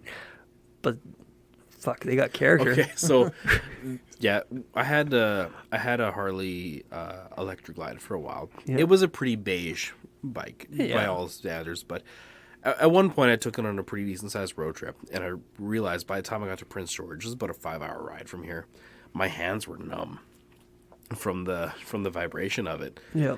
And I was like, oh wow, that's something else. I wound up selling it and then buying a supercharged Valkyrie, and that bike, for all of its viciousness, is a very smooth running engine. yeah. So there's not a lot of vibrations that happen in the handlebars. handlebars. But I went on a funeral ride to eastern Saskatchewan for a brother that passed away from the club that we were in, and we got to the funeral home, and my hands were numb, and I was like, man, I haven't felt like this from. I haven't. That's the difference between 5 hours and 12 hours. But I hadn't felt like that from since I once rode that Harley, but it wasn't like I only noticed it the last hour or so of the ride. So I thought something was wrong with my bike, with either the suspension or with I thought maybe the engine was running Nothing to do weird. with your circulation in your body. No, it was the fucking road. Oh, yeah. It was the road had such horrible asphalt that the vibrations from it were transferring all the way through my bike and making my hands numb. Because by the time we got back to Saskatoon and got onto normal pavement, I was like, it just whoosh, went away back to buttery smooth. I was like, oh, it was the Saskatchewan road. It made my Valkyrie feel like a Harley for an hour and a half. Alberta's roads aren't much better, if not worse. Oh yeah, Highway 43, Dog Blech. shit. crap. Just absolute garbage. Unless you're into riding a bucking bronco or a bull, because you're doing the whole whoops. One time I hit one of those frost heaves so fast that launched me into the air, and I landed on my seat, and my seat was not in the same place. It was no longer attached to my motorcycle. I had to wiggle it back into latched position. Yeah. It was brutal. Yeah, we've been there. But I remember for a long time, okay, I rode this Harley Davidson up north one time, and it had a little bit of speed wobble. I found out later in life that it didn't have enough air in the back tire or the front tire or tires in general. Yeah, And both tires on that bike were no underinflated. They did not register. And I rode that thing all the way to the yard. They did not register on the air pressure sensor. So anyways, I rode this thing all the way to the yard, hot spring, and back again. And because of how fucking light I am, doesn't really bother me that much. But I found out later that Harley Davidson, whenever they had a problem with when somebody came to them, it's like, hey, I've got a speed wobble in the back end when I'm going around this corner. Do you know what their response was? Were you going the speed limit? Because if you go the fucking speed limit, you're not going to have that problem. How fucking shitty is your bike that is your response? Well, I mean, but that's again hearsay. I don't know if it's for certain. That depends on the motorcycle. Like I said, that electric glide I had. Yeah. Like I take that thing right up to the governor on it. It was solid as a rock. Yeah. It never wobbled or failed or gave me any sense of sketchiness. Like it was solid as a rock. It was really amazing. It was a good bike. But you hop on a Softail of 4 or 5 years, the vintage of what that one was, older, and it's just like riding a tractor. It is a whole nother beast in a worse way. It's like when you say a Harley, that's a brand. There's lots of variation in the models, in the years, in the chassis. Imagine somebody saying, I ride a Honda, and be like, oh, you must ride a CB 1100 or a CB 1000 or something like that. It's like, no, I ride a Rebel 250. Exactly. There's such a large span between the 883 and the CVO. Like, you can't just say, I ride a Harley. It's like, well, what do you mean by that? And only a person who, I don't know, who rides motorcycles is going to be like, oh, okay, that means like either that means nothing or something. Yeah. But we digress. Nigel said, "Fuck Harley owners," and I think that's something we can hang our hat on. I would like a Harley. Which one? Which one? I like the Road Glide. I like the Shark Nose. You like the Shark Nose? I like the Shark Nose, and so pointy and sexy. And I like a similar year to like what Stretch has, maybe a year newer. It's a gorgeous bike. Cause those 96 twin cams. Yeah. What years would that be? That would be 2000. I think it started 2008.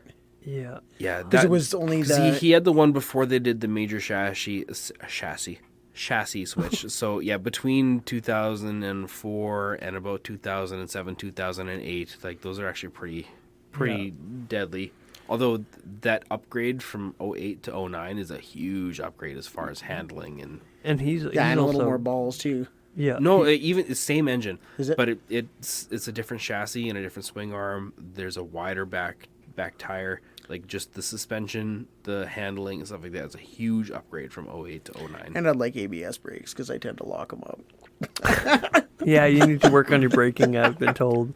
Oh, man, the first time I experienced ABS on a motorcycle freaked me out. I thought something was wrong. Because like that brake pedal was like pulsing, like transferring through my leg. I was like, what is happening? Am I You thought you broke it. I thought I broke it. I was like, oh, that's how it's supposed to feel because it's not locking up. Yeah. But like the feedback coming through my foot was so extreme that it freaked me out. Like that. Yeah. That was a whole different thing. Yeah, that would be. All my bikes right now are so bare bones. Like they are carburetors, no ABS. They're just engines and brakes and suspension. That's it. No fuel injection. Just don't be a bitch. No fuel gauges. You're guessing. Fuel gauge. You're I know that one. You're crossing yourself. By the time you get past that 200 kilometer mark, you're like, you're going to Allah just to make sure. I don't know. Yeah. It's a joke. You're tense. Yeah. That fuel anxiety is real. Yeah, it really is. After that, I just come back from, I was heading down to the coast from Prince George. And I don't know, like I've never, if I just didn't top it up enough or whatever, or I was riding harder than I normally ride, which I wasn't going much faster. But I only got like at 130 kilometers, I had to switch my reserve on. And then I stretched it out another 70 kilometers. Say 130. 130, and I had to turn the reserve on. Yeah, I did that once on the Intruder because I was riding into a really, really strong headwind, and I was doing like a solid 140 to 150. Like that, yeah, that was just murder on fuel. Like I went from making a solid 180 to a tank on that tank, which is it's a small tank. Yeah. To I was bone dry at 140 kilometers.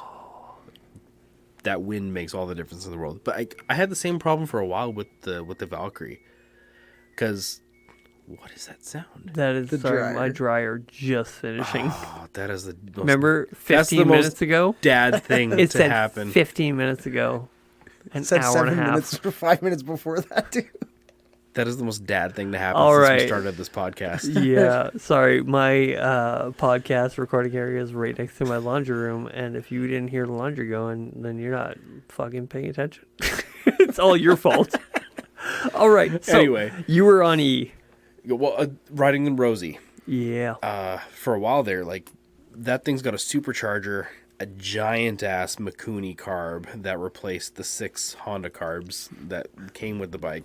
Like, so that thing, it creates a whirlpool inside its tank. Yeah.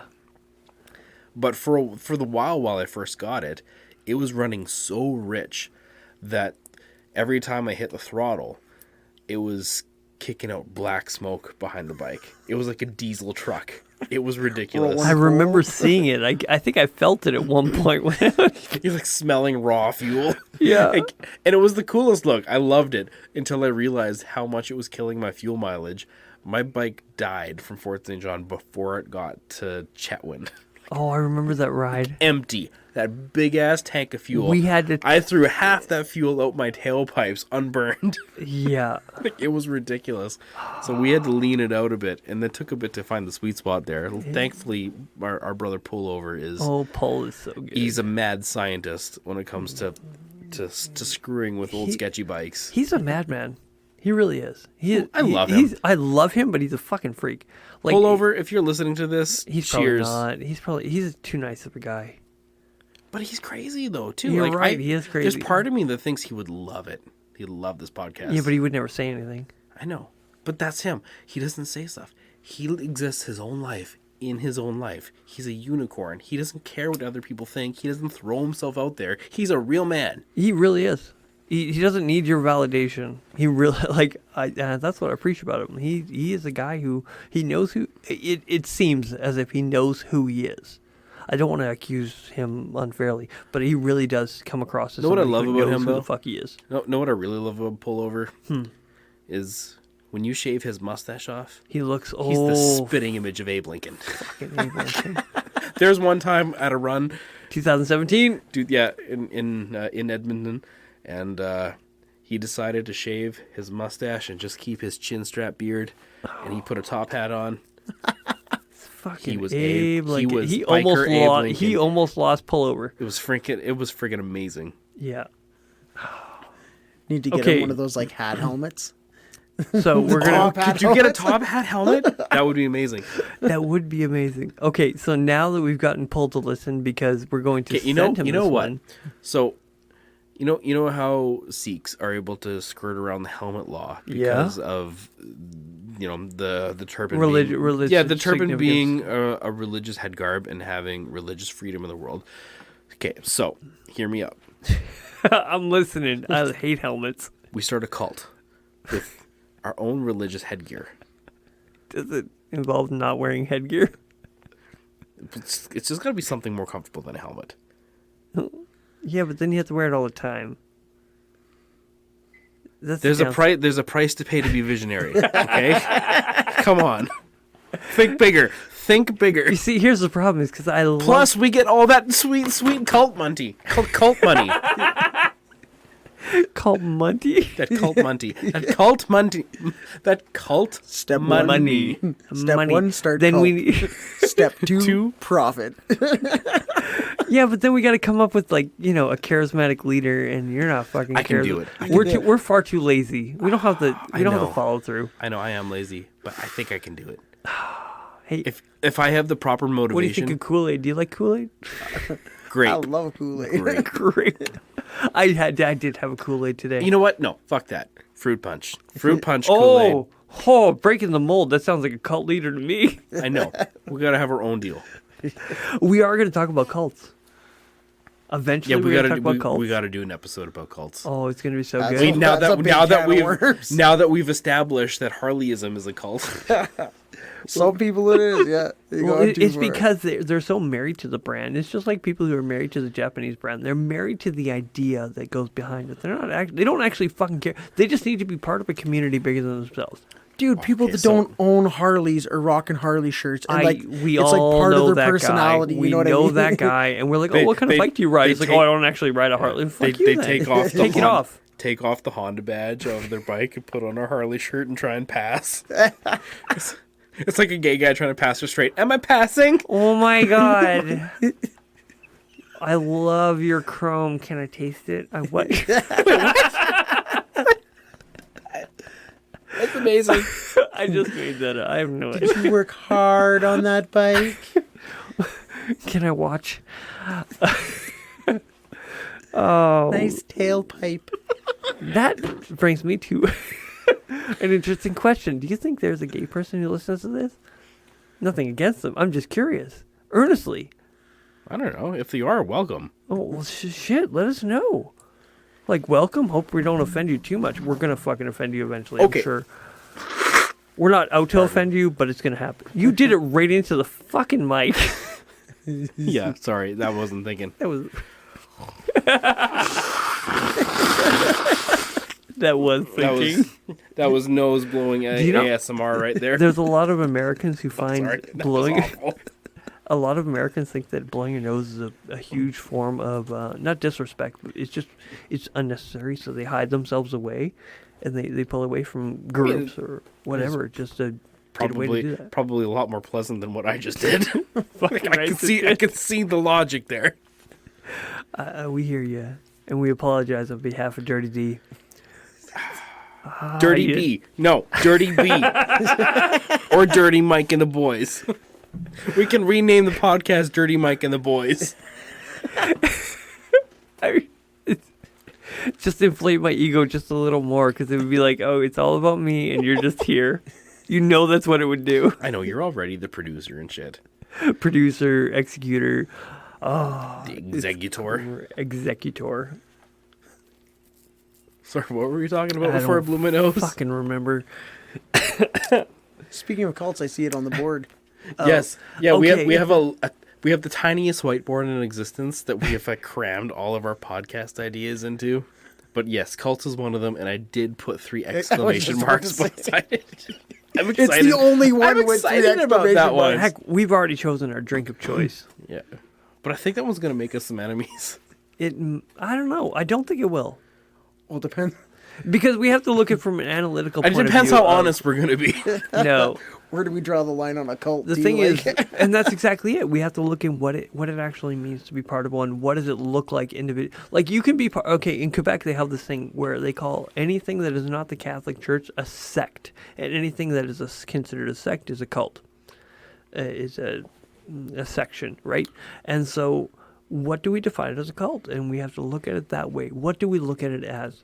It's not just drinking Kool-Aid and having multiple wives. And, multiple wives, or allowing the leader to have sex with your wife / yeah, children. there's Like, other there's a lot of there's other dynamics to things that encompasses cultism. Yeah, and so I think if we take an earnest and honest look at it for what it is, not trying to be accusatory in any of it, I think we can make a fair case for just discussing it. Without dropping bombs. Without dropping bombs, and also looking at the people who join them.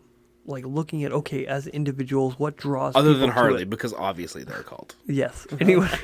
Sorry, I'm not going to let that one go. Well, look at how much it costs to maintain one. If that's not a cult cost, I don't know what it is. Like, it's right up there with the what's that other fucking one? Well, Scientologists, they pay a lot of fucking money to be part of that. And you look at how much it costs to maintain a Harley at that point, you have sunken cost fallacy kicking in. Oh, sunken cost fallacy. I think we've already described that on the podcast. We've described that, yeah. Yeah. Have you listened to that one yet about when we talk about sunken cost fallacy?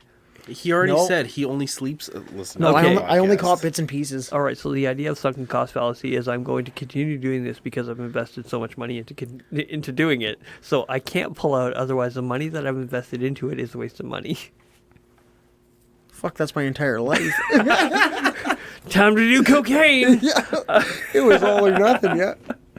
Yeah. But it's not just money; it's also time, effort, Yeah. self-identity. Like if it gets to the point where you feel like you're too far in because you've invested too much of yourself, and you can't pull yourself out of a bad situation because you feel that all that cost, all that you've invested, is going to go away if you do. So that those years, those dollars, it all amounts to nothing. Yeah. That's the fallacy, and it keeps people in bad situations longer than they're supposed to be in them. Yeah, and even Dave Ramsey talked about it when he's like, you don't continue making a bad mistake just because you put a lot of money into it. So it's the same thing with the cults. Is do you continue to make this horrible mistake, staying in it because you've invested a lot of money into it? Thank Christ I'm broke. Right? That's awesome. I honestly believe that's why I don't do drugs. I'm So- so fucking cheap that I won't even put the money into. Like, I'm like, I could do coke or So being broke is good. save 20 bucks. Being broke is good cult insurance. That's right. Being a poor son of a bitch. You're not attractive to the cult leader if you're too broke. And I really do believe that there's some level of in the Bible, Unless you're good at like whacking people or good at there's whacking other people. there's It's other called things prostitution. you can do. I meant murder, Michael. Whack is one of those funny words that can mean multiple things.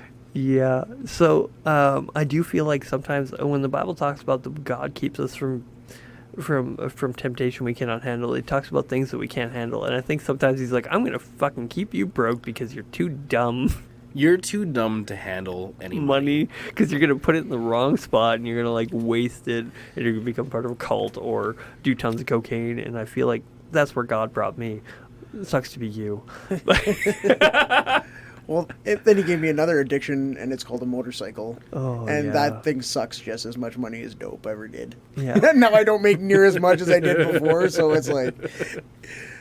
What are you going to get next, though? Okay, so you're in the Yamaha 1100, and I really do feel like the Yamaha is the stepping stone of stepping stones when it comes to motorcycles.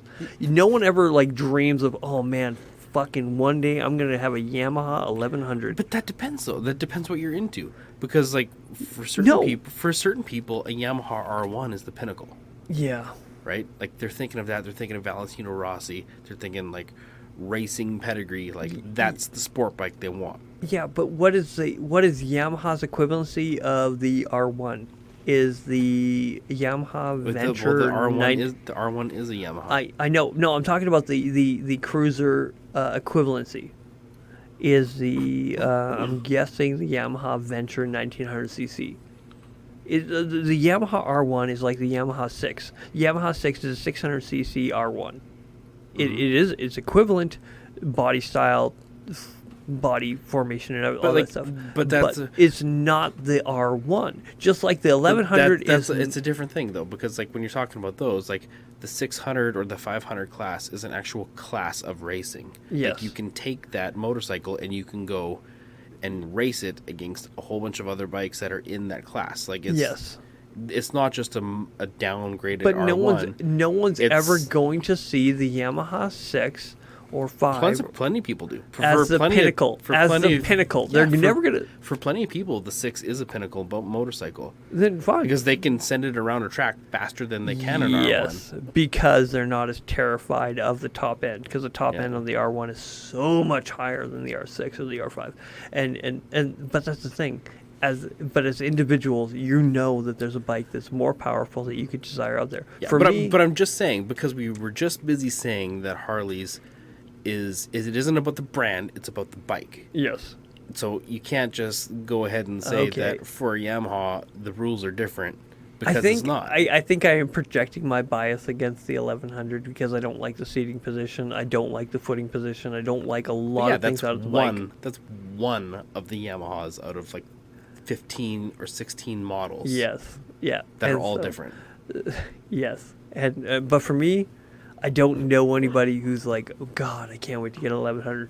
But maybe, hey, maybe there are people out there that is their end all be all bike. Yeah, like it's- that's the bike they're it's- going to die on. Yeah, if you're in the cruiser market, the V Star it's like Yamaha's version of the Shadow, which is actually better than Shadow.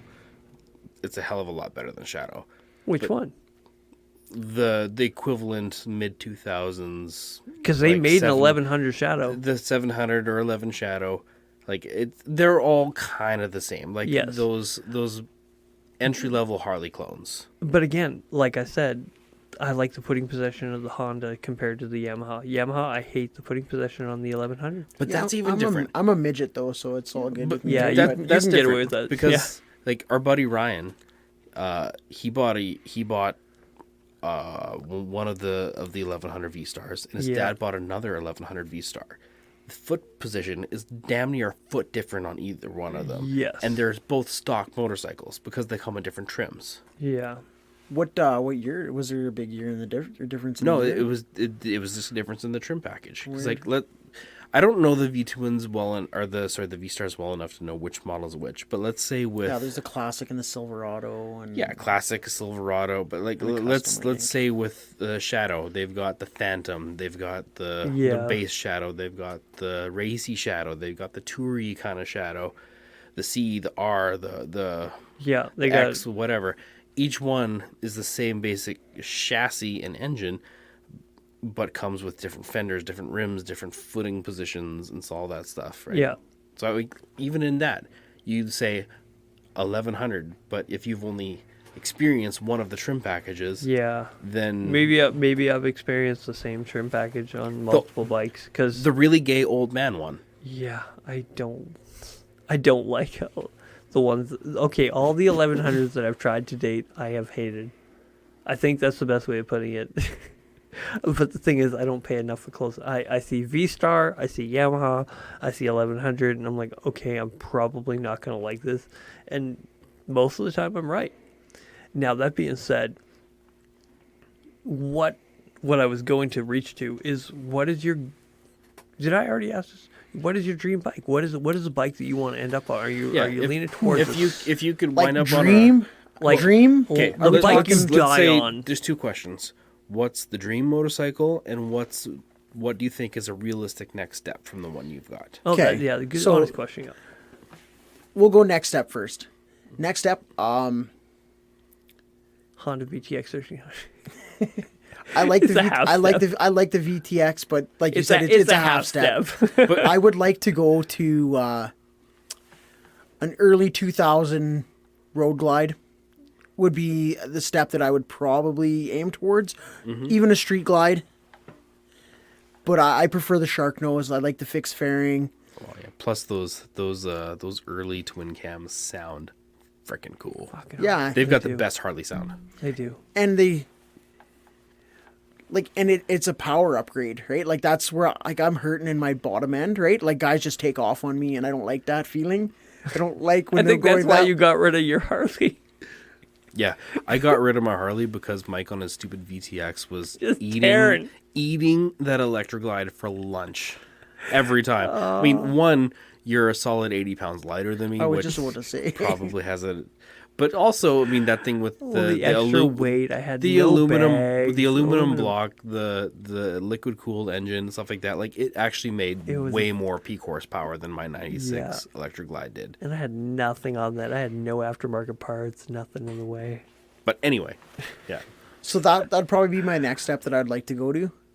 But honestly, like even a Road King would be nice. Road Kings are nice. Man after my own heart. Yes. Well, They are. 'Cause now if I'm you're getting not, to the dream bike. if now. you're not going to have that shark nose fairing, having one that you could like just have naked and no windshield on is the next best thing, because you can pop a windshield on easy enough, click, yeah. quick release, but then you could take it off and have like that sick cholo look. Yeah. See, and that's the dream. I love that Cholo bagger with the big front wheel and the long sweeping pipes. I'm not a fishtails. I can take them or leave them, but I like that look. I love the fishtails personally. Oh. I've never really heard a bike with them, but I heard it's all about sound. It does make its own distinct sound, and it is. It's those fishtails because they're like straight pipes, but they've got that kind of that big flare on the end. So I've noticed they have a very sharp bark. Yeah. Like they don't have that really deep bassy bum bum bum bum bum that like kind of those big 4-inch. It's got some clap to it. Yeah, those big 4-inch stacks that Reinhardt and Fans and Heinz and stuff like that does. That has that really bassy thing, but they're kind of like that brighter, louder rasp. Yeah, they sound mean, but they don't have that bum ba bum ba bum ba bum clap thing going. Yeah, you're right. It's clap. It's that snap in it. I love it. Like they snap you to attention real quick. I really like. I know next step for me. Earnest next step. Softail. I need something that I can bomb around town. I'm not looking for something personally that needs to go really far. Needs to go. I'm looking. But that's a change in mentality right there for you. It really is. Last year you were looking for the touring bike. Yeah, and I was. You wanted really like a Victory Vision almost. I'm still half inclined to pick one up because I'm like, man, I'd love a touring bike. You can get them for cheap now. So why do you want to go from a touring bike to a Softail? I think in part it has to do with the obligation to stay close. They don't have a whole lot. They lose a lot of power. They don't have as much as the big boys with the Road Glides and the Street Glides. The same and stuff engines. Like I know, but I don't know why. But my brain perceives them. I know that it's the same motor. My brain perceives them differently. But their carry capacity, you have to put aftermarket bags. You have to do all these things to it in order to make them cool. Where this one, as it is. It's a bomb around town. It obligates me to stay close to home and not. Why do you carry want to stay as close much. to home? I'm cheap, and traveling costs hotels and time and stuff with the kids. And I'm like, man, right now. Oh, there you go. I just want to stay it's close the children. to home. You're in a different phase of life. Yeah. With that being said, my end all be all, like the bike that I want is the Road King.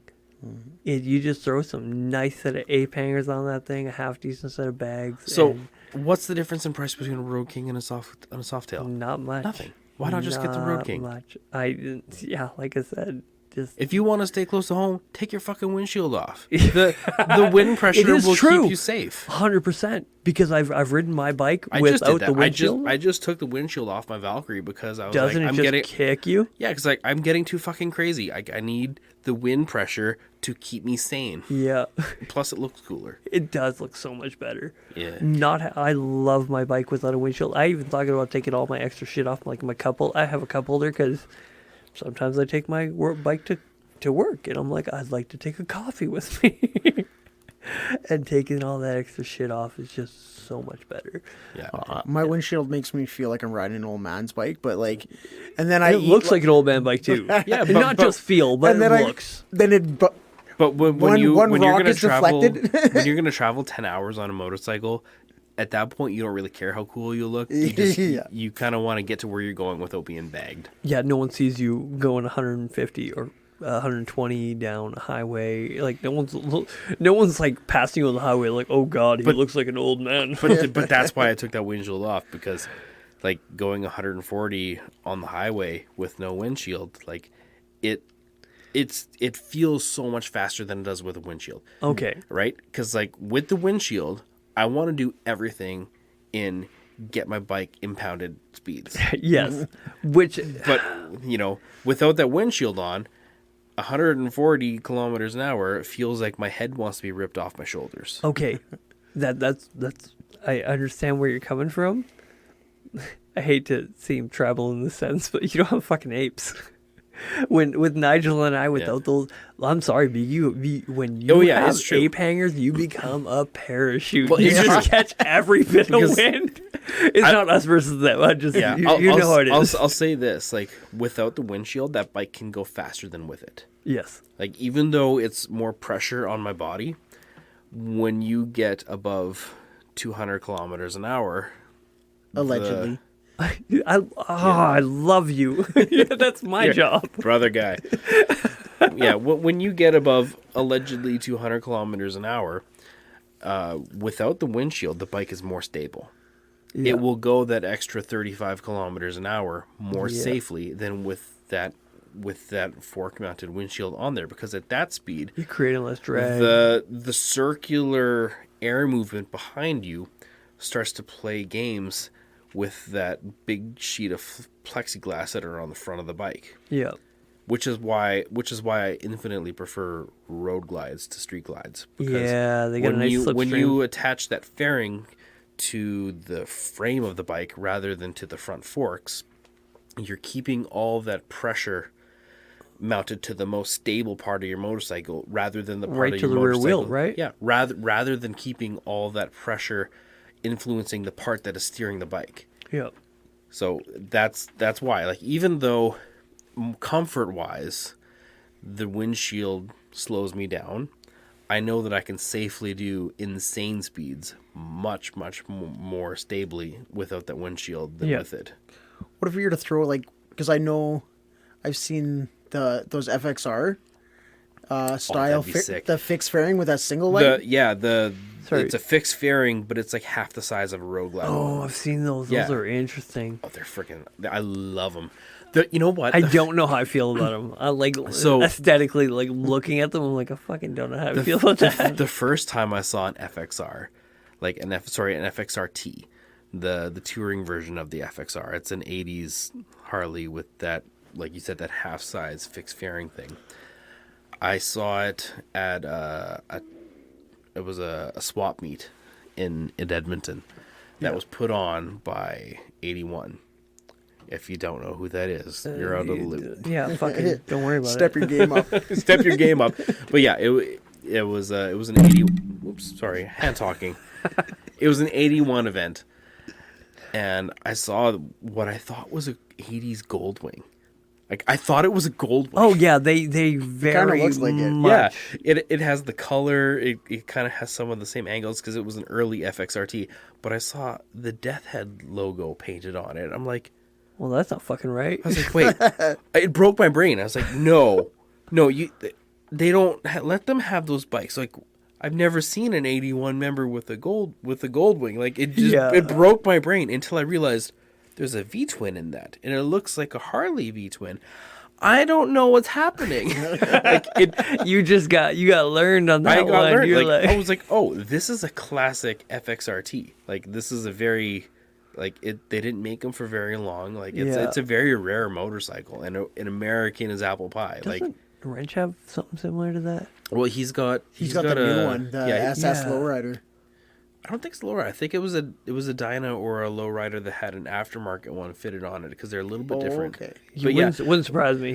He's like, you know, Dyna riders and stuff like that for ages now have been coveting those FXRT fairing styles and bags and stuff like that. So they've been making their own with aftermarket parts, yeah, which look cool. But this one was classic. It was really vintage. yeah. And after that moment of kind of having that whole brain break moment, there's been a soft spot in my heart for the classic FXRT that's existed ever since. I mean, like it's like an 80s Goldwing that a badass outlaw biker will have in his club and be respected. Like, it's the most weird thing, and I love it. I love it for that quirky reason. So that would make your stable if you had if you, let's say you had 4 bikes. Yeah, That would make it in the top 4. If I won the lottery tomorrow and I could just make a stable, because I don't want just a couple bikes. I want a literal horse stable with mechanical horses in them. Yes. But in there somewhere would be a classic FXRT. Yeah. I would love to try one out. I really would. But that's just me. Well, I it would love be- all motorcycles. I would take anything for a ride. I'm not saying I'd buy every single motorcycle, but yeah, given push comes to shove, I'd have a Victory Vision because they're fucking abominations and I love them. But, you know, Harley, Is that the Victory touring bike? that's the one that Victory looks touring like the bike. Starship Enterprise. Dude, they Yeah. are fast. Oh yeah. They I are. ride with this, like, I don't know, I think he's like 75 years old, and he rides like a lunatic, but that's what he rides. You can't And can't they are break comfy. them, They- and they're comfy, adjustable What windshield. They're made for touring. I rode one for a little while, and like I borrowed it from a brother.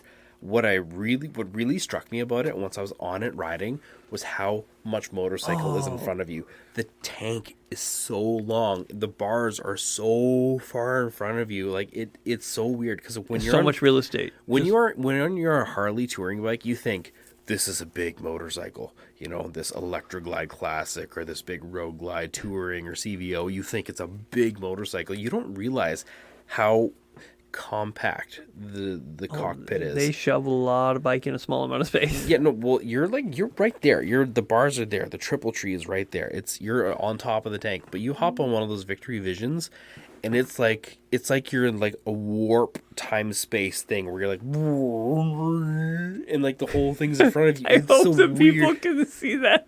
Have you sat on a Indian Challenger?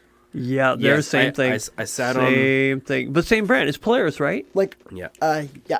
Yeah. It is Polaris, and that's the same. Like, it just felt idea. like I was trying to, like, reach for everything. And it felt super uncomfortable. But then you get onto the Chieftain. And it's all And right it's like, there. oh, it's right here. Yeah, well, that's the Yeah. same thing. If you hop on one of those Challengers and then hop on a Harley Road Glide, you'll have that same feeling of one hand everything being all the way out there because it's a really long tank. Everything's I'd be far away worried from about you. buffeting. I really would. With that much real estate in front of you, I'm like, But the thing is, like with the Vision, buffeting's not there, yes. not at all. And I think Polaris is smart enough with how they design their aerodynamics that the Challenger is going to be pretty chill for buffeting. Yeah. Because it too is going to have the electronic raise up down Yeah.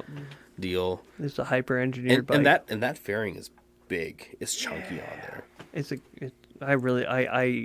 I want to take one for a ride. I really do. I want to try one for myself because I tried the Vision and it was super comfy. It was a good bike. But those Challengers are going to be fast. Like they're faster than the new Goldwings. Isn't that unbelievable? And like I know people think Goldwings are old man bikes, Fuck that. but they were old man bikes at a time. Yes. Like since they got those fuel injected 1800s, they're fucking spaceships. No, they'll rip your socket out. They will. They will rip the sockets out of your shoulders Yeah. if you crank on them. If you're not ready for it, if you're going to take a Goldwing for a ride, especially the new 1800s, be prepared for the amount of torque that's going to be pulling off you. Don't assume, oh, it's an old man bike, I can handle this shit. No, they got some go. It sounds like a motorcycle. It sounds like a sewing machine, but it has insane power. Yeah. And those Challengers are faster and more torque. Do you ever feel like the Goldwing is the old man strength of motorcycles?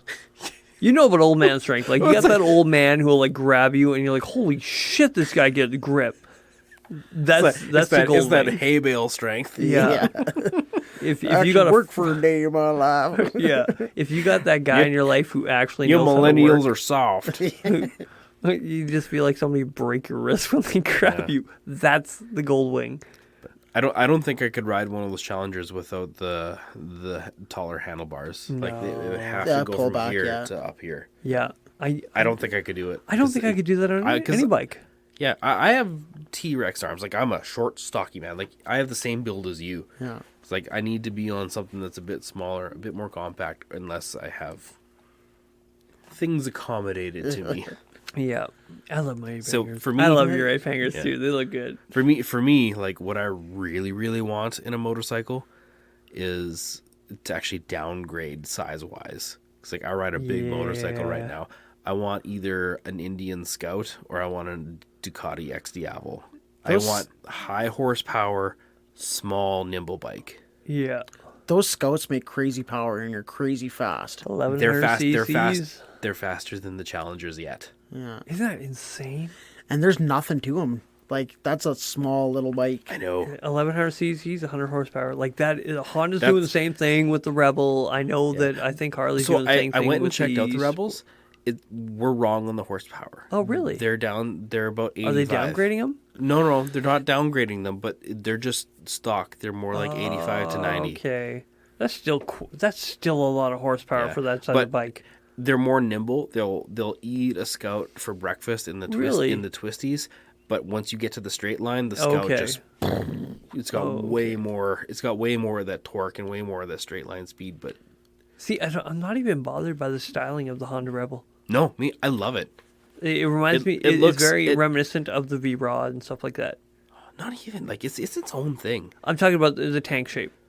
Okay, yeah. The tank shape. I'm not talking about the frame shape. What I I'm talking love about the tank. about those ones is they're not trying to rip off a Harley. No. Like it's They just are trying to their be, own it's thing. trying to be its own thing. It's got a parallel twin in it. It's somewhere in between being a cruiser and being like a naked sport bike. Yeah. We got to start looking for sponsors to actually sponsor us to go on some of these rides. Honda, sponsor me. Honda sponsor Harley, us to go compare. fuck you. You're a cult. Sponsor us. I would- Indian, please. Like, Please, for the love of God, I will For suck the- an for- Indian dick. And Devin will suck too. you can do that Dude, I'm probably gonna sound somewhere. clip the shit out of that. Somewhere in a no back one's alley down listening. 100th. I think you can make that happen, brother. I can make it happen right here. You're not gonna get How a bike. you do it? You're not gonna get a bike for it, but you Joel? can make that happen. That Rebel's not bad looking. That's the first time I've seen Hey, it. they're not bad. They are not bad at all. They are good. And Like it kind of almost like I can't get out of my own head on that one.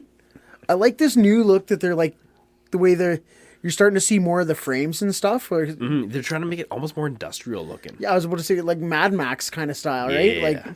Like you throw a set of knobby tires on that sucker with like a set of gator forks on there, if like make it flat black, like all of a sudden like that's like pretty fucking cool bike. Okay, and if you take a look at it, lay it down. What's it scratching? The frame. Yeah, frame. You're not scratching the tank. You're not scratching. You're not on that- damaging any of the important stuff. On that bike, you don't actually even need engine guards. You just need No. a couple frame sliders. Yeah, and that's exactly it. Like it's a very it's a well engineered motorcycle, and I think that's something Honda has done very well. Look at what Victory did with the Vision. The problem with Honda though, sometimes with their engineering, is they make bikes too perfect. Yeah. Like Well, look at the way they did the CB750. CB750 is the exact same thing. It's like, oh, this is such a yeah, just bored to tears because it's so well balanced. But I think with that 1100, it's got more character than they're used Is to. Is it a V twin? Yeah, it is a V twin. It's a parallel twin. Oh, really? Well, you know what the Africa twin? Like Yeah. Their big 1100. Yeah. what you call it? Automatic. Only some of them are automatic. Still disappointing. Nothing's worse than Yeah. borderline riding a scooter. Well, I mean, like My friend's looking to buy one right now. Oh yeah, but the Africa twins, most of them are actual shift. Like Okay, good. That's good. yeah, their whole automatic system there, like that's an extra 50 pounds and an extra $3,000. Like you don't need it. You just No. don't need it. You don't. If you want to ride a motorcycle, learn to ride. But that engine, that lump inside that Africa twin, that's kind of not sport touring, but that adventure bike. Yeah. That's the one they put into the Rebel. Really? They took it straight from that one. They tuned it so that it's got more torque than horsepower. Huh. So they brought it down from 100 to 90, but they upped the torque by a fair bit. So that low end mid range is going to have way more snap to it. We gotta go to a Honda demo days too. They're not a cult. I hear they're not a cult. A little kamikaze, but you know, other than that, Kamikaze. as long as you don't have a hankering to crash into a building. No, that's Allah isn't what they're screaming. No, they say kamikaze. Yeah. I think. I don't know. We don't confirm or deny any The of whole that. the whole suicide warrior thing though, that's an interesting phenomenon. That is What's amazing about that though is that transcends cultures, because like, you know, like suicide bombers and stuff like that from like Islamic extremists have nothing to do with kamikaze warriors. No. But so that impulse to kill yourself for the greater cause, that transcends religions and cultures. Like that's fascinating. Oh, it really is. Like, look at the people who sacrificed Ukraine. Perfect example. People who knew that sacrificing themselves was for the greater good. And there's a lot of people. Look at the Incas. Look at the Aztecs and all this stuff. There was multiple cultures that go out of their way to sacrifice themselves for their country, for the greater good of their So that's or perceived greater yeah. good. That's one thing to like sacrifice yourself in war, like do a suicide bomb or like hop into a kamikaze jet and try and aim at an enemy thing. What's amazing to me though is the idea that somebody would sacrifice themselves ritually to God, like be a willing human sacrifice I for think it's sake of the lazy. culture, like that's how do you get in that headspace? Easily. I don't want to live anymore, and I would love to be considered well in it. I'm sorry, but there's some people who are like, they're borderline suicidal. But what?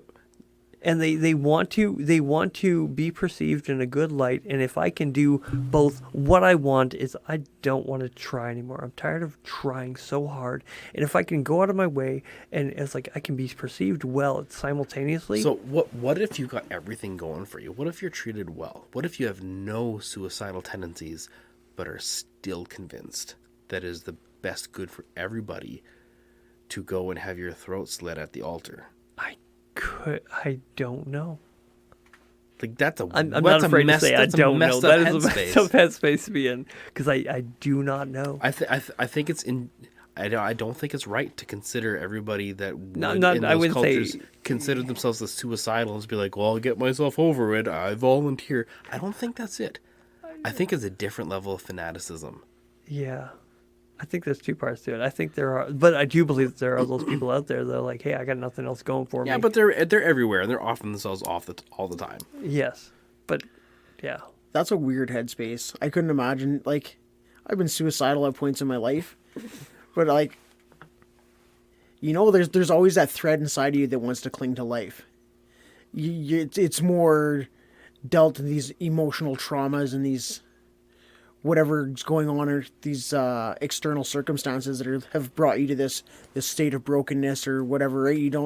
You've lost all your intrinsic value and all this stuff. But to like,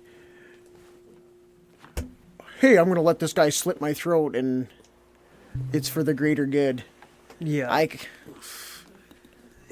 think that'd be a hard place to get. And I would never want to attribute it to the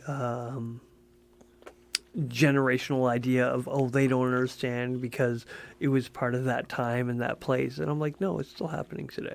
There are still people who feel this desire and to put a timepiece on it or timestamp on it is like, no, people still feel that way. They just deal with it differently than they did back then. I don't like the, I don't know, old guard fallacy. There's two parts to the old guard fallacy of assuming everyone in the past doesn't know anything and assuming everyone in the past knows everything. Like, a lot of people do that. It's like, oh, back then they never ate meat. Well, simultaneously they were fucking using leeches. Like, I'm like, which one is it? They either don't know anything or they know everything. Because you know they did. All right, I think we are coming up on an hour and a half. I don't even know. We may have to wrap this up. Yeah, I gotta work tomorrow. Oh! What? We're at 2:06. Ooh, that's the longest one we've done in a while. You see, last time I looked, it was an hour ago. And I was like, oh, we'll just go for a half hour more. And it's just such fun conversation. Yeah, I mean, like... Yeah, it was. But man, that got serious for a second there. We went from motorcycles and cool bikes and fuck Harley, they're a cult. To, you know, once things got pretty dark and I was considering suicide, I can't imagine what it. So we need to do a follow up on this. Let's talk about fucking suicide. So sober, of course. I realize I had a little bit. And I think, okay, do you know who does a really great podcast on suicide? They do a slight one. The Round Table podcast is a local one here. Yeah, they're local. They're from Fort St. John. From the MB Church. They do a podcast every Thursday. Yeah, and they did one on suicide. And it opened my eyes to the mental aspect of it, of having that wherewithal in it. And I'm like, oh, these guys are onto something that I've never actually taken the time to think about. And suicide is one of those things that I think that I've thought about it, but I didn't. And then listening to them speak about it, I'm like, shit, I need to learn more. I need to dig a little deeper. And it's really, really good. So if you get a chance to listen to the suicide one, it really did change a lot of things. So, yeah, I would love to bring that up because I know that I am blessed in a way that... I'm really tempted to start asking questions and... I know you want to dive into this. I know. Hey. I want to. We should... Sunday, what are you doing? I'm probably riding to Tumblr Ridge. Fucking Tumblr. While your bike is down and my bike sorry, is down. but fuck you. Is that... Sorry, not sorry. Yeah. Is that Couple of... the fallen... I have no idea. Is that... No. There's no fallen. That's not till the 4th. Okay. No. The Stretch was asking if we wanted to go for a rip on Sunday. Okay. Yeah, so that is the ride. Yeah. I thought you were talking about a different one. Just a couple bros after church. Nice. So if you're hearing about this ride, it's too late. They've Too already late. gone. We're releasing this. When are we going to release it? All right, we got two other episodes. We got Straight White Male and not Soul Thief. No, Soul Thief already came out. Language and Understanding plus Whiskey. Speaking of Soul Thief, can we talk about the title you gave that episode? Yes, I realized. Okay, no, I'm going to defend that title. The title that I gave it was as viewing the stolen soul through a digital lens. Tourniquet, microscopic view of a telescopic world. No, that's still... No, fuck you. Emery. That sounds to me like Emery or like Death Cab for Cutie or some emo shit. No, fuck that is you. 100% no, emo title. I am claiming Tourniquet. I'm claiming metal. Viewing a stolen soul through a digital lens. While wearing cat ears. Yeah, and while wearing Fuck cat you. ears. Yeah. All right. Emo. So I may or may not have consulted Devin on the title, but his idea was sacrificing the soul for a selfie, which seems a little juvenile. More juvenile than viewing a stolen soul through digital lens. I wanted to make it, I don't know. I was just trying to go for something a little more mature and a little more... Well, you tapped into your cat ear wearing emo. With that being said, I shouldn't have consulted Lip ring. the wife. I had a lip ring. Yeah, I know. Fuck you. I know you did. Believe People don't me. forget. All right. Believe me, I know. With that being said, we can agree to disagree. Did you just say you consulted your wife on that one? I did. I asked her. I'm like, hey, I'm trying to think rookie of this mistake. title. But the other Rookie one did mistake. seem, I don't know, something about the same thing as putting the word Twitter in something, saying selfie, is this fucking feels juvenile. And I'm But like, isn't I don't that exactly like the it. thing that would kill your soul? I felt I gave it the title that was... Did you just Did you take a selfie? Nigel decided I'm gonna take a Nigel. selfie in this moment. It's a little cheeky selfie. Cheeky son of a bitch. I've taken some selfies, yeah. So anyway, Not very many. emo soul episode already out. You guys have already heard it, I'm sure. I hope Well, you guys enjoyed it. I thought it was really good. Yeah, I gave it a listen. I actually and quite liked it. That was one of I I enjoyed think one it. of my favorite ones yeah, that we've done. I think it'll be up there with this one. That And was I one know of those this was more or episodes that less shooting took the about shit. 15 minutes to like really get our feet under us. I- Because like we were right into the topic. Yeah. But still it felt like we didn't really have our feet under us until we were going, but then it was going. Oh yeah, it was. Oh no, it turned into something good. It was a good episode. I really enjoyed that one. Guys, please, for fuck's sakes, comment and give And us rate the rate episodes the on fucking episode. Spotify Help us and- out here. We're trying to grow, and if you guys are not fucking helping. I know you guys are listening because we can see the downloads. So on one hand, thank you. On the other Appreciate hand- it. We're nothing without you. On the other hand, fucking rate us. It is good. We do feel like we're onto something, and we're having a lot of fun doing it. And please go out of your way. I'm looking at you, Pat, and Hey. Jeremiah.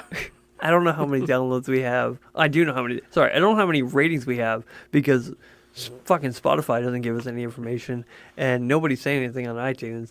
So take some fucking 5 fucking minutes. I have sworn in the last 5 minutes more than I have in this entire episode. Yeah, Yeah. probably. Guys, we love. Just please, we're begging you. Fucking- Also, we're hitting all the emotional beats here. You're really stressing us out. Help us grow by giving us, and it's not even about, I don't even care about, you can give us, no, please just give us 5. I don't care.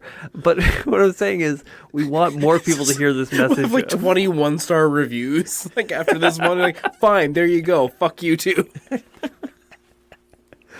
I don't say I'd kind of respect it. I know that's bad for us, but still, that'd be funny. Once more, It's more at least funny they're than fucking doing offensive. something. We could have the lowest rated podcast on Spotify. Isn't that something? We can advertise with that. Oh, that would Well, be when you start at the great. bottom, there's only room to shoot for up. F&A. Is that where the NAs come in? I can't. Sorry. All right. Wrap it up. Oh, all right. I'm just gonna say God bless. And don't be a dick.